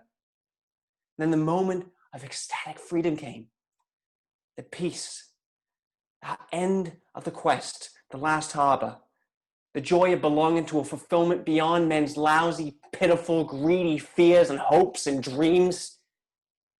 And several other times in my life when I was swimming far out or lying alone on a beach, I have the same experience. Became the sun, the hot sand, green seaweed anchored to a rock swaying in the tide, like a saint's vision of beatitude, like the veil of things as they seem drawn back by an unseen hand. For a second you see, and seeing the secret are the secret. For a second there is meaning. Then the hand lets the veil fall and you are alone, lost in the fog again, and you stumble on toward nowhere, for no good reason. It was a great mistake my being born a man. I would have been much more successful as a seagull or a fish. As it is, I'll always be a stranger who never feels at home, who does not really want and is not really wanted, who can never belong, who must always be a little in love with death. Thank you very much. So you can see it's just amazing writing, really.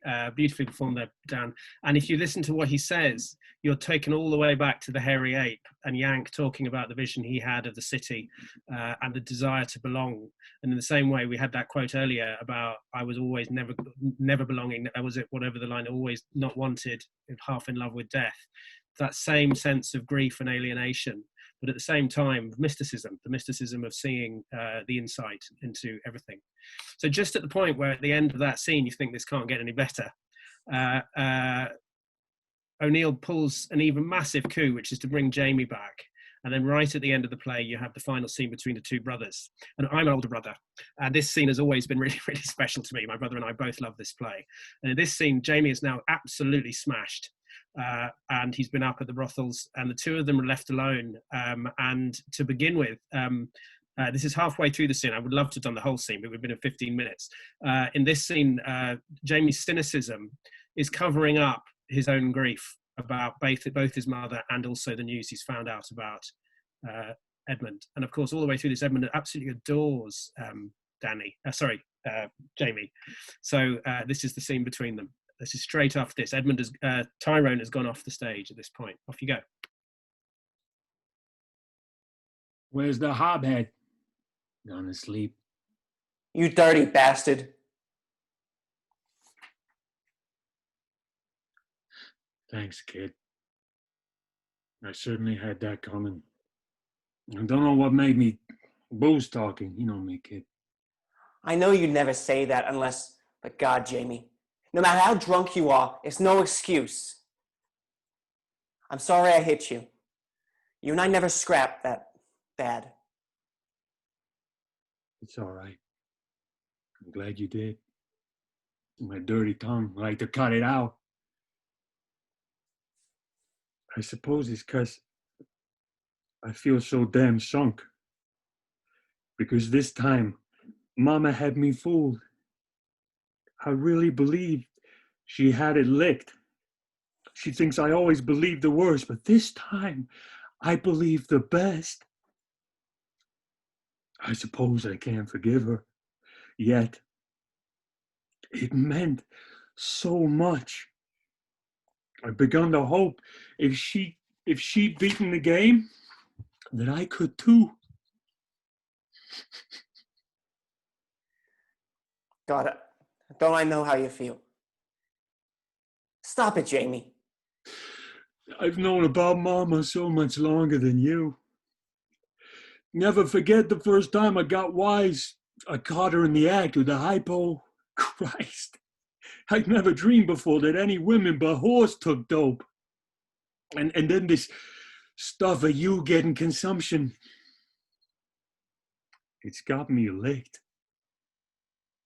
We've been more than brothers. You're the only pal I've ever had. I love your guts. I'd do anything for you. I know that, Jamie. But yet I'll bet you've heard Mama and old Gaspard spill so much bunk about my hoping for the worst. You suspect Right now, I'm thinking to myself, the papa is old and can't last much longer. And if you were to die, Mama and I would get all he's got. And so I'm probably hoping... You damn fool. What the hell put that in your nut? Yes, that's what I'd like to know. What put that in your mind? Don't be a dumbbell. What I said. Always suspecting and hoping for the worst. I've got so I can't help. What are you trying to do? Accuse me?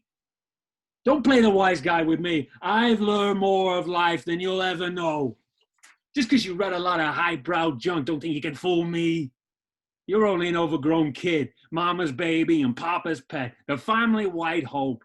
You've been getting a swelled head lately. About nothing. About a few poems in a Hicktown newspaper. Hell, I used to write better stuff for the Lit magazine in college. You better wake up. You set no rivers on fire. You let Hicktown boobs flatter you with the bunk about your future. Hell, kid, forget it. That goes for Sweetie. You know I don't mean it.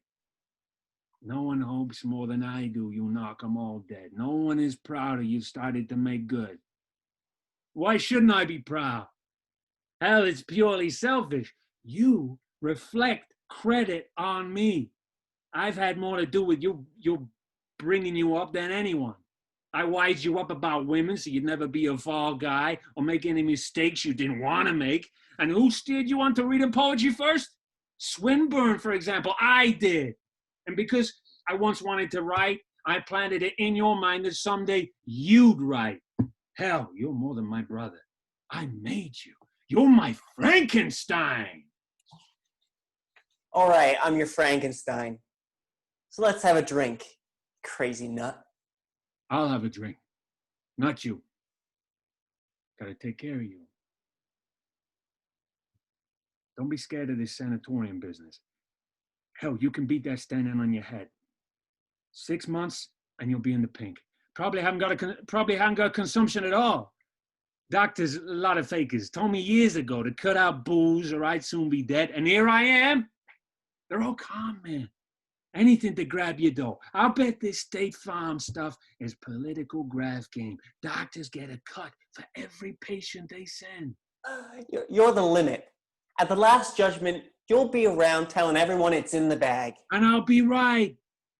Slip a piece of change to the judge and be saved. But if you're broke, you can go to hell. Therefore, put money in thy purse. That's the only dope. The secret of my success. Look what he's got me.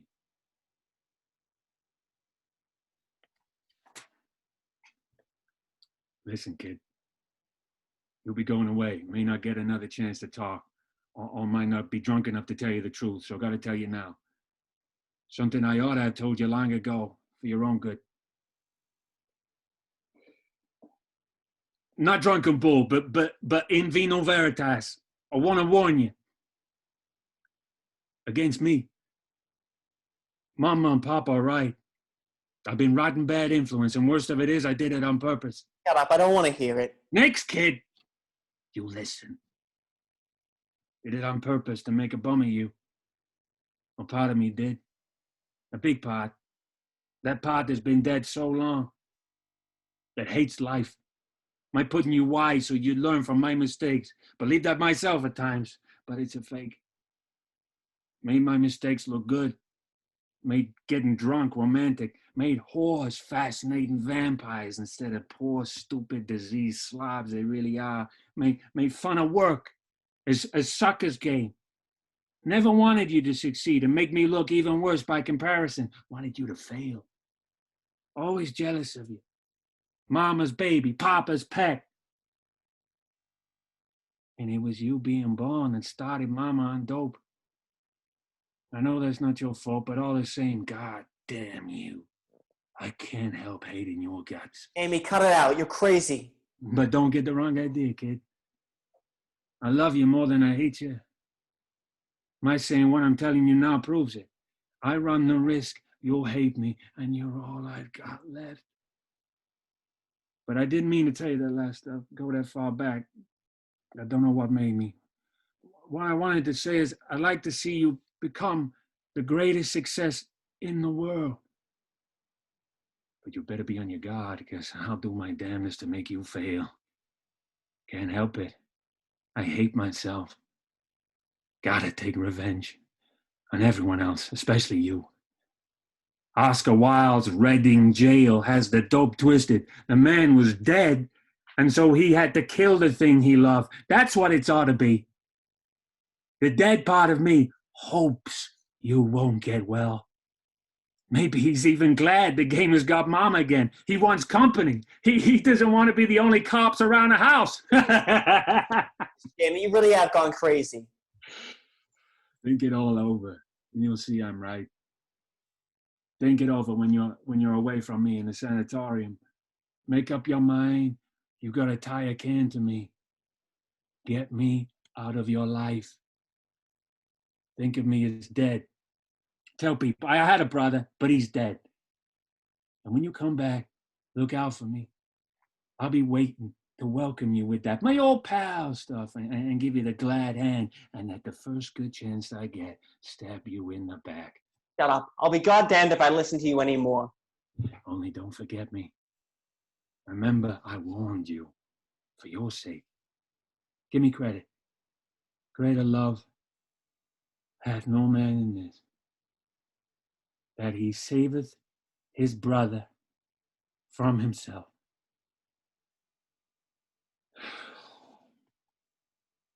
That's all. I feel better now. Gone to confession. Know you absolve me, don't you, kid? You understand. You're a damn fine kid. Ought to be. I made you. So go and get well. Don't die on me. You're all I've got left. God bless you, kid. Ooh. That last drink. The old KO. Amazing. Thank you very much. That's a breathtaking piece of writing, I think. It's just, and there you go, right at the end, been in confessional. No, you absolve me. You're back to that, the Catholic issues, the depth of the soul of all that kind of stuff. And again, it goes back to what, what can you say? It's an amazing piece of writing, beautifully delivered from both of you. And that kind of makes up the climax of the play. The most beautiful thing, he falls asleep. Edmund, it's not Edmund, Tyrone, who's been listening outside, comes on stage and he's heard it all. And he says, there's a beautiful, beautiful line he delivers to Edmund, don't listen to him. He adores you. It's the best thing about him, or something like that. And it's such a lovely and beautiful moment. And the play ends, and we're nearly there now. We've had our own long day's journey in tonight. The play ends with the three men there, and then suddenly they hear the mother coming down. And by this time, Mary is completely gone. She's absolutely in the morphine haze, and she comes down and she moves them among them almost like a ghost. And the three of them are just devastated by it, and she's lost. And the very last lines, the speech that she gives, this ends the very end of it all, and this is her final speech that ends the play. I had a talk with Mother Elizabeth. She's so sweet and good, a saint on earth. Oh, I love her dearly. It may be sinful of me, but I love her more than my own mother, because she always understands, even before you say a word. Her kind blue eyes look right into your heart. You can't keep any secrets from her. You couldn't deceive her, even if you were mean enough to want to. All the same, I don't think she was so understanding this time. I told her I wanted to be a nun. I explained how sure I was of my vocation, that I prayed to the Blessed Virgin to make me sure and to find me worthy. I told Mother I had a true vision. When I was praying in the shrine of Our Lady of Lourdes on a little island in the lake, I said I knew As surely as I knew, I was kneeling there that the Blessed Virgin had smiled and blessed me with her consent. But Mother Elizabeth told me I must be more sure than that, even that I must prove it wasn't my imagination. So she said, if I was so sure, then I wouldn't mind putting myself to a test by going home after I graduated and living as other girls lived, going out to parties and dances and enjoying myself. And then, if after a year or two I still felt sure, I could come back and see her, we would talk it over again. Oh, I never dreamed that the Holy Mother would give me such advice. I was really shocked. I said, of course, I would do anything she suggested, but I knew it was simply a waste of time. After I left her, I felt all mixed up. So I went to the shrine and I prayed to the Blessed Virgin, and I found peace again because I knew she heard my prayer and would always love me and see no harm ever came to me as long as I never lost my faith in her.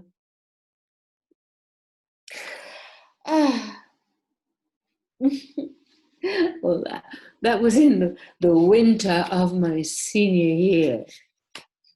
Then in the spring, something happened to me. Yes, I remember. I fell in love with James Tyrone. I was so happy for a time. Wonderful, and those are the, I always think, the most beautiful last lines of a play. I fell in love with James Tyrone and was so happy for a time, and that is the heartbreak of the entire play. That pain set in and overwhelmed them. So that's the end of the play. I would like to say a massive thank you to all the actors who've performed tonight. Whenever I try and list the actors who performed tonight, I always leave someone out, which is terrible. It's just because I'm tired. So I want to just say well done and thank you to all of you and what you've given us.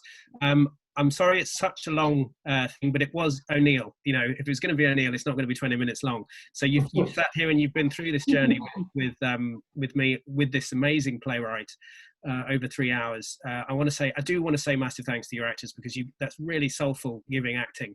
And I think what I'm pleased about is, even though we touched on 3 plays, it does feel like we've charted a journey for O'Neill. And thank God his wife decided that she was going to let this play be performed, because to me it is one of the top 10 greatest plays ever written. I would love to do it one day. It's a sensational piece of writing. I'd like to say thank you to everybody being here. So next week it's Tennessee Williams, a much more familiar playwright. I'd love to say massive thanks to Eric for coming. It's a real honour that you partook here. Just to let you know, we have recorded this, so if you want to keep it, you're welcome to. We'll put it on YouTube. You can look after it. It's been an absolute joy. I've never directed an O'Neill. As I said to a friend of mine recently, O'Neill's one of those playwrights that most of us in this country sit there going, well, I'd love to do it, and you imagine you're never going to get a chance. But it is magnificent. I love him more for tonight than I have before. So I want to say thank you to all the actors who brought this to life tonight. Pauline, you want to say something quickly? I just wanted to say that, well, with your direction and the actors have just so moved me. And I actually did see the Olivier production in 1971. And, you know, I would have to say that your actors have equaled the actors' performances in that production. So thank you. It's been wonderful. Thank you so much to all of you. That's a really beautiful thing to say. So thank you, everybody. Is there anything anybody wants to say, or just before we go, about O'Neill? Do go away and read them. Yes, Edmund. Open air production of Long Day's Journey into Night next summer. Perfect. I think it's guaranteed to work in the open air. That's what it was written for. Do you know what I mean? Yes, perfect. But it is, well, the advantage of it is it's only got 5 actors. Yes, Annabelle. I just wanted to say hello. Sorry, I had to switch my camera on and off a few times because of things going on in my apartment. But I'm a friend of Alan. He told me about the workshop today, so I'm so happy to be able to join. And I invited Eric, but I'm watching from New York City, where Alan is as well at the moment. So it was a beautiful marriage of this incredible American playwright, who, as you've said, one of the greatest, and then fabulous British actors, and you've all made me very homesick. So it was just a joy. I feel very nourished from the work today. It was really wonderful. I'm so happy to have been introduced to you. Thank you. Well, I'd like to say, this is really interesting. You used the word nourished there. That was a word that I grew up with. I grew up with a theatrical family like Alan. We were friends as children. And that word was the idea that theatre was supposed to nourish you.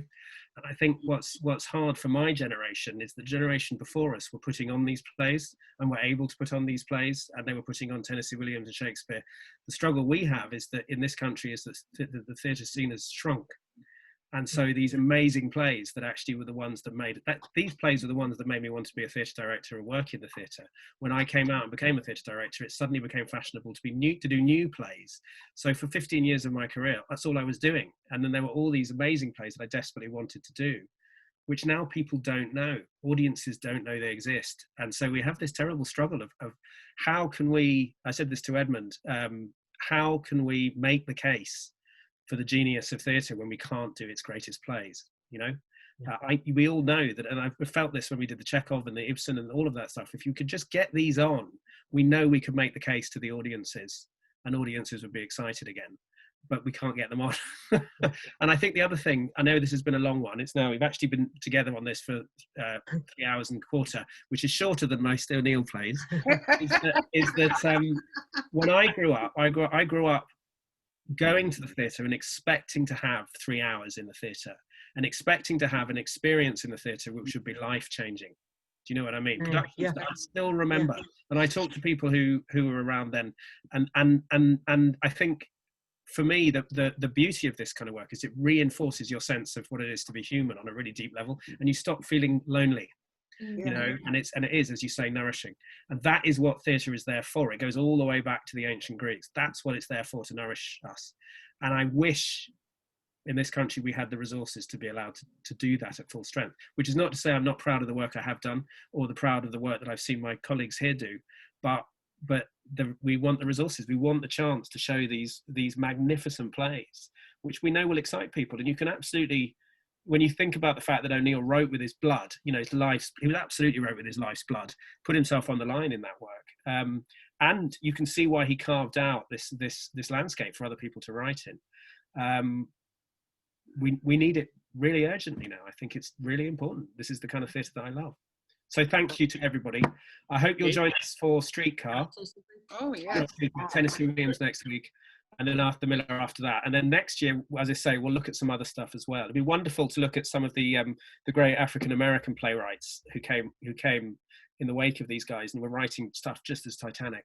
But huge thanks to everybody. Love to New York and to our house, and see you soon. And to California. Yes. Thanks, everybody. Bye. Thank you very much.